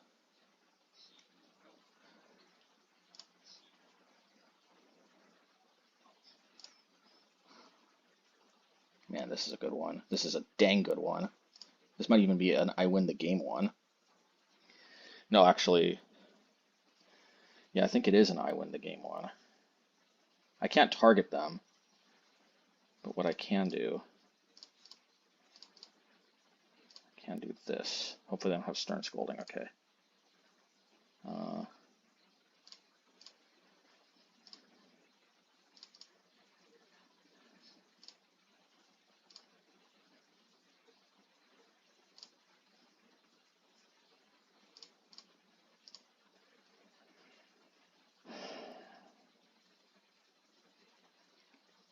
I got to do this to play around. Here's what I'm going to do.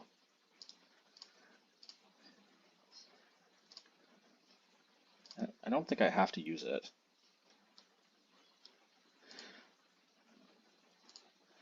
I hope this doesn't kill me, but I don't have another option, I think. 6, 7, 8, 9, 10, 11, 12, whatever, I'm going to do it, I don't care. No. Okay. I think that's lethal.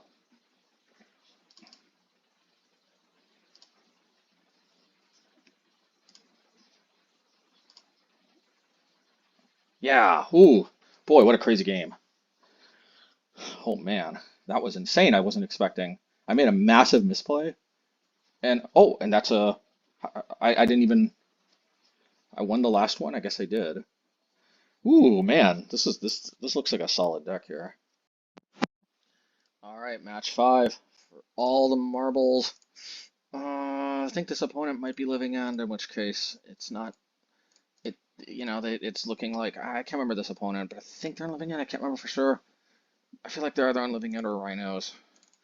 Not that Living End is an excellent matchup. I think it's slightly it's at least I think it's in their favor, not super in their favor, but I think it's like slightly in their favor, maybe a little bit more slightly in their favor because of all the new tools they got. But hopefully it's not rhinos, because at least I feel like we can beat Living End. I don't think I can beat. I don't feel like I can beat rhinos. I know this name. I know this name. I don't care what we're up against. I think this is a keep. If we don't hit our third land though, we're obviously in trouble. Let's see. Hopefully it's another Murktide deck. I think I'm confident enough. No, I think it's Living End. Oh, well, if it's Living End, they don't have their usual. I don't know what it is. I don't know what this is. I do like this art though. Is it a control deck? Oh, I hate this. I don't know. I don't like this. I don't like this one bit.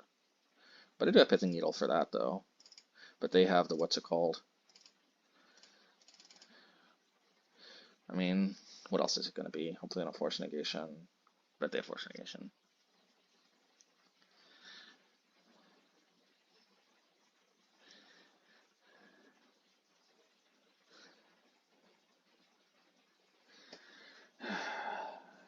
Pithing Needle is good as long as they don't have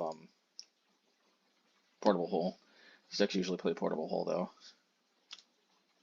That's the problem. I could though Blast Zone as a way to get the Portable Hole back. Okay, main deck, I don't think I have any answers. This sucks. But maybe I can still kind of overpower this. I'm going to have to, I think, do this and this.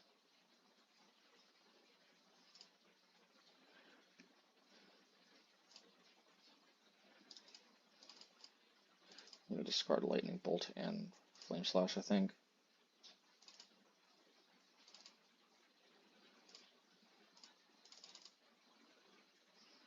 Unholy Heat's just better as long as you have Delirium. I'm not going to just immediately surrender. God, this sucks though. And I also don't have my answer to Urza-Saga despite having 8 fields.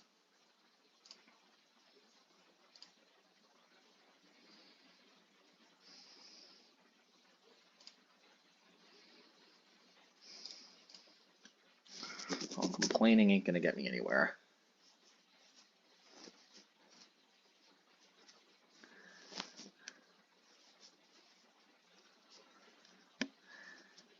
Oh, that's why we're gonna hold on to the Flame Slash, but I guess now we're just gonna have to rely on the Fury,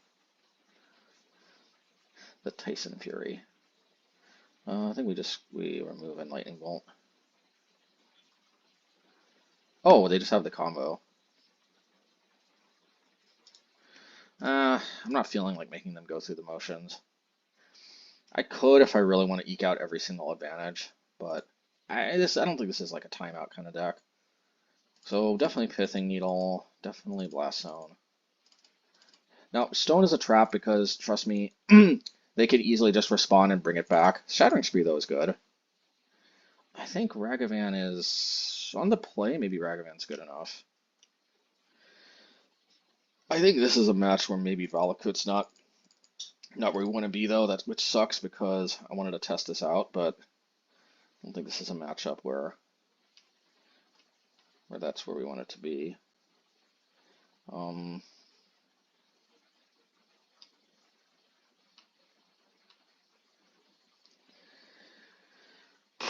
Lightning Bolt.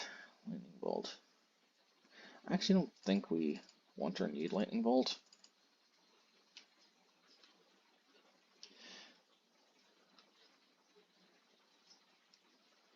We'll take out 2 Ragavans. We'll roll the dice on seeing it in our opening hand.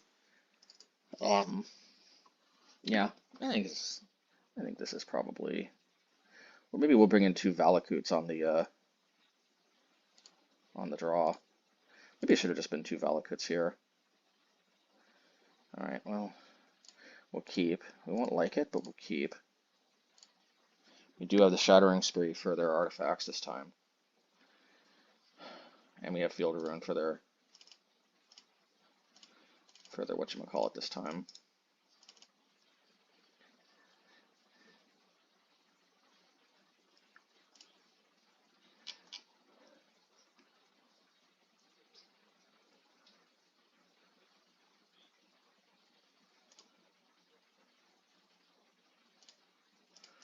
Alrighty.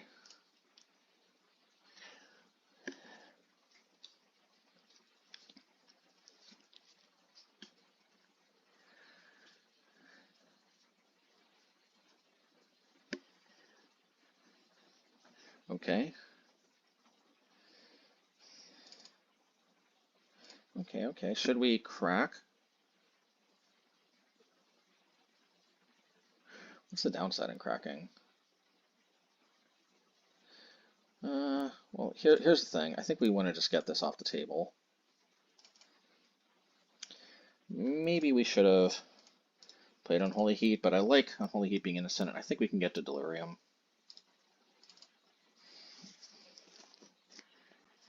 Okay, that was to be expected.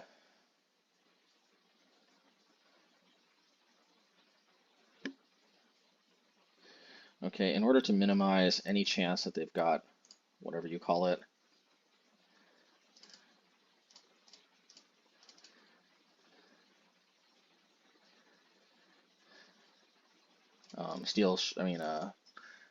Surge of Salvation or Blacksmith Skill. Let's just do that right now, because I hate that in response to the fields.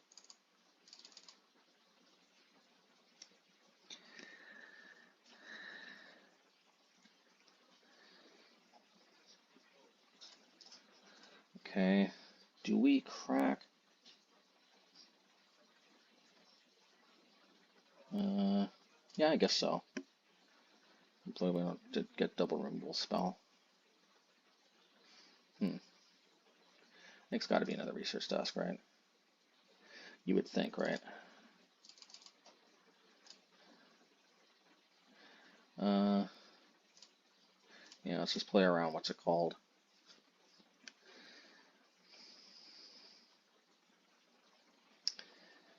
I wonder if I should put Obosh to hand. I think I probably should. It's not like the end-all be-all in the matchup, but it is obviously something nice to have. Although we did just expose ourselves to that card I was mentioning in the first game. I don't think I can combo off just yet, though.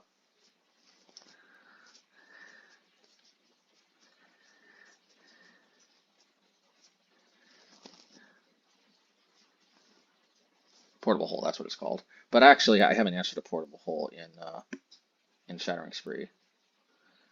So, we might actually be okay. I'm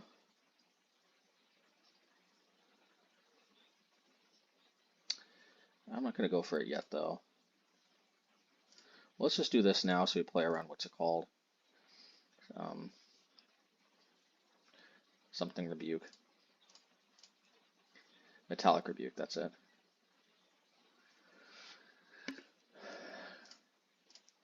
I'll quest for another land. Yeah.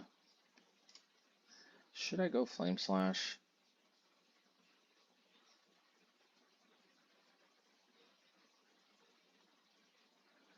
I'm gonna go with no. This could be a make it or break it moment, but I think I want to maximize how many good targets I have. Chromatic Star is not a good target. 4 targets so far. 1 ring. Unfortunately, I can't hit that with Spree.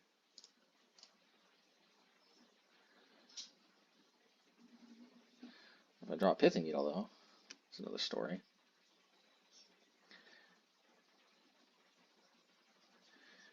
I wonder if I should just hit Chromatic Star just for the kick of it. I mean, what else am I doing, right?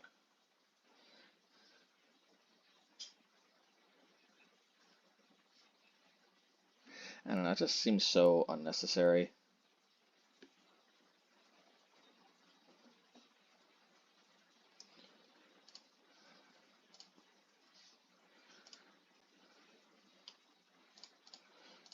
So,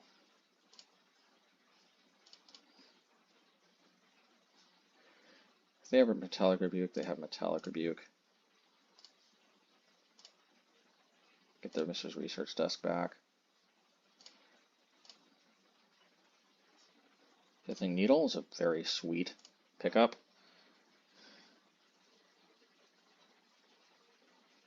The 1 ring. Yeah. Alrighty. They don't have another portable hole. Or if they do, hopefully we draw Blast Zone. Damn it, man. At least if they use it again and we can deal with it, they're going to take more damage every turn. I got an answer to that at least.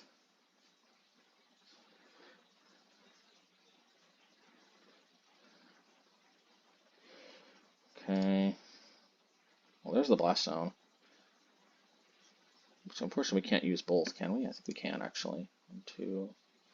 Yeah, we can. Unless they have like Steel Shaper's Gift or something.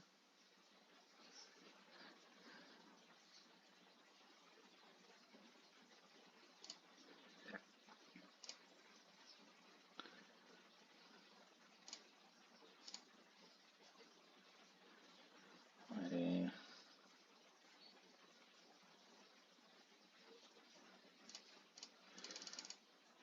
Gotta get the Pithing Needle back. We hit the Chromatic Star too, but it's not like that's gonna do or change much. Well, I mean, it goes, you know, like you could draw a card when it goes to the graveyard anyway.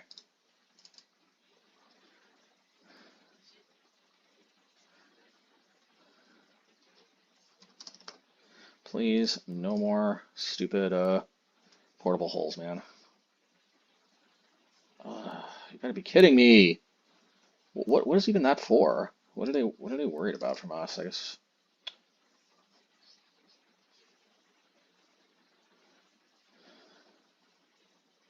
I mean, in a lot of matchups, like what do you call that deck? Coffers. Pithing Needle's pretty good. Whatever. The problem is they could just draw another 1 ring, which is why Pithing Needle's nice. It deals with all copies. Alright, unless we got Fury. Potential answer to that one. Battle Assist. Okay, hopefully they don't have Counterspell. If they do, it's probably GG. I'm just gonna play Fury. I'm just gonna throw caution to the wind. Forget about this. I don't give a hoot. That's okay. Please no Surge of Salvation. Okay. I guess they have enough to hardcast Caldera. Maybe we can race it. I don't know. I think they have enough to play Urza and the combo in 1 turn. Technically, I guess we have lethal, sort of, because of Obosh, but I'm not gonna hold my breath for it. But I don't know. I don't know, dude. Oh, that's not surprising.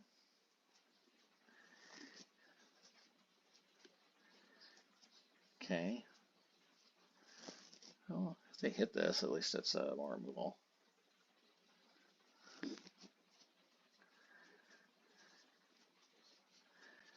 I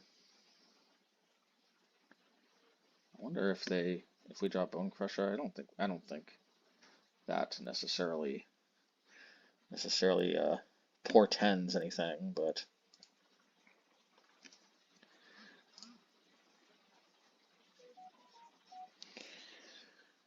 Well, hear me out here. We're gonna Flame Slash.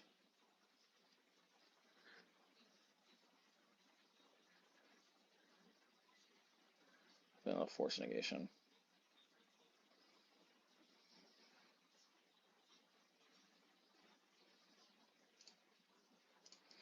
We're gonna play Obosh. Hopefully force a chump block.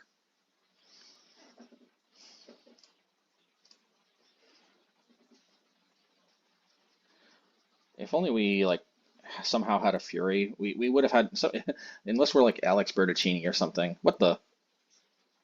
Oh, because of the stupid One Ring.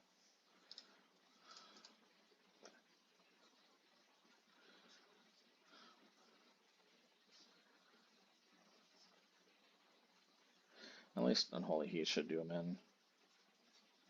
Artifact, sorcery, creature. We need to put creature in the graveyard.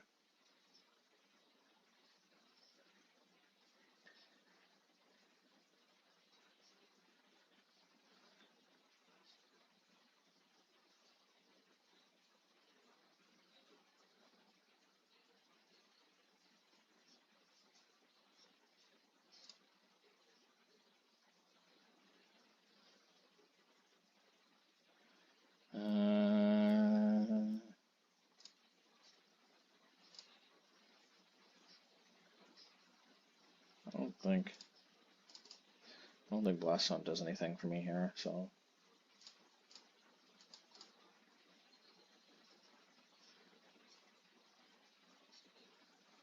I guess.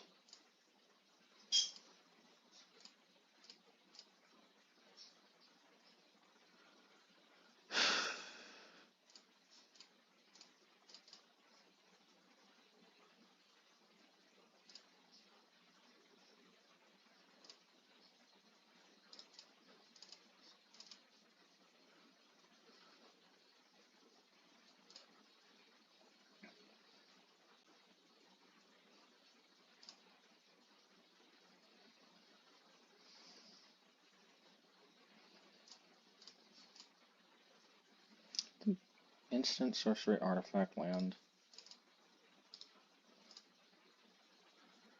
Return Obosh, I guess. Oh, they had another mana I wasn't even aware of.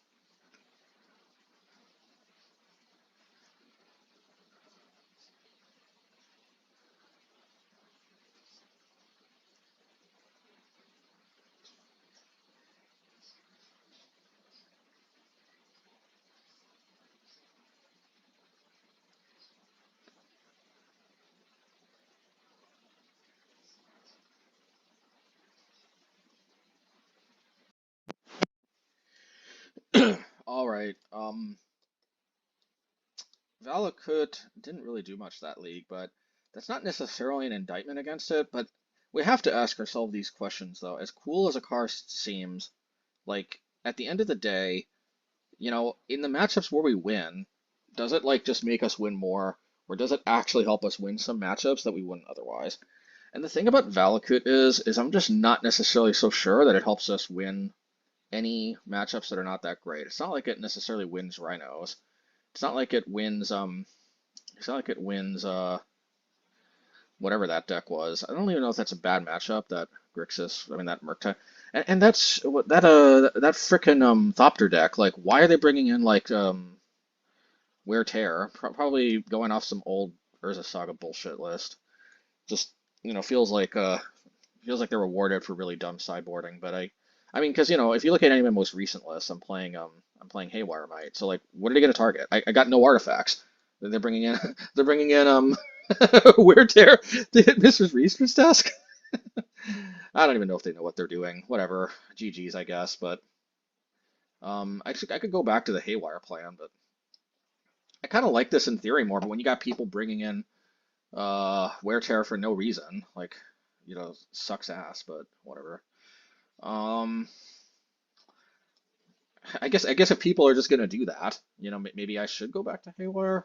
Or I can play this a little more, but I can play both because screw the One Ring. I could just move Blast Zone back into the main deck and then play Haywire and Pithing Needle. I have to bring in two forests though. I like the 2 Shattering Sprees. They give me an out to Chalice, and I don't only have to use 2 sideboard slots on them because it's hard to counter them when you can replicate them. I don't know. Other than that, we torched all the normal fair matchups, which we kind of torch anyway. I think there were some spots though where the Spike Field Hazard would have been better. I feel like this might merit more testing. It's hard to say. I don't know. This would basically be the version I'd probably play without VALAKUT, but this is pretty standard. There is something to be said though. The Spike Field Hazard is a very live card in a lot of matchups. There's an argument to be made it's even better than Shatter Skull Smashing because of how many 1-drops, like Ragavan, DRC, and now especially with Bowmasters. Although it is kind of nice that Shatter Skull Smashing can hit both Bowmaster and the token in a lot of spots. But it is nice that Spike Field Hazard just incidentally they can't use an Undying effect, or they can, but they're not going to have a fun time. So I'm not gonna call. So if you ever wondered, the C next to this means current. I think I'm still flagging this one as the current version. I think this is, and I went 4-1 in my last league with this one too. Just I feel like I'm so close to the 5-0, but it's getting bullshitted out, and with things like people bringing in wear tear to try to kill my Mishra's resource desks, I guess. But other than that, like. Not much to say. I might warrant some more testing. I'm not giving up on this deck, but I think I don't think I'm flagging it as my quote unquote current version yet.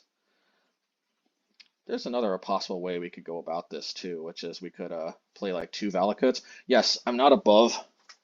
And by the way, yeah, I'm not above. I mean, I'm not below like playing a 2 of on occasion. Like here's what I have in mind, for example, with the mono white deck, for example. I actually have given some thought to the people who keep encouraging me to try Emeria. I think this is a 2 of. I think the problem I'm always having with Emeria is I'm looking at it like a 4 of, and I'm looking at it as like a replacement to Castle. I feel like Emeria and Castle is a little too clunky, like too many land. This will often come into play tapped on turn 1, if you know what I mean.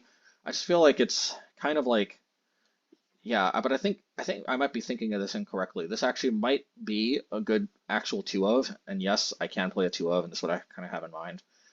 Planar Disruption is a cool card, but this is actually just a placeholder for that new card that hits Planeswalkers, enchantments, and gives like Explore tokens.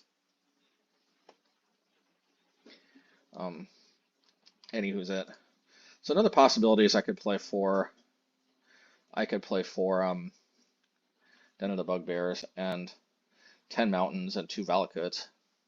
Maybe that's like where we want to be actually.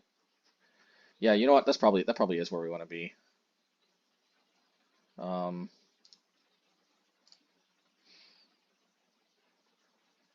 Yeah, this is probably how I would do it here.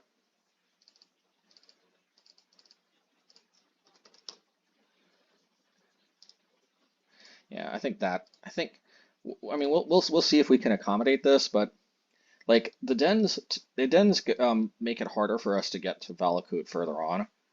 But the dens do give us something to do with the mana, and if the games go really, really late, we still have VALAKUT here, and it's only as a 2 of. I don't know, this might be too cute, honestly. Possible I should just still try the 4 of version. Yeah, I should try the 4 of version. I really should, I think. I don't know. It's kind of tough. It's kind of an interesting question here. Yeah, I feel like if I'm playing VALAKUT, I might as well max out on the mountains. I'm just not so sure VALAKUT is really worth it, period. Because it's gonna come online even less. All right, anyway. Oh, and of course the shout out. Thank you so much to the patrons. Thank you. Thank you, new patron Paul Wynn. Thank you, new patron IL Shanidas. Thank you, Janice AB. I believe that's also a new patron. Limitless Brain, or Brian. I think that's also a new patron. Matt Marshall. Yeah, I think it was actually a lot of new patrons since the last one I recorded. Necrosis. I think Necrosis was, anyway. Adrian King. Sorry, my bird is on my shoulder and looks like she wants to poop. So sorry, sorry for the pause. But thank you, Adrian King. Thank you, Gavin Doward.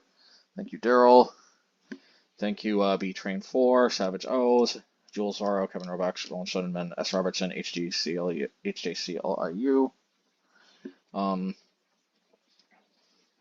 Sophus Garrett, Erwin Lopez, Jeff H, Brian H, Nicole Smith, Andrew Watt, Michael Patton. Thank you, and take care.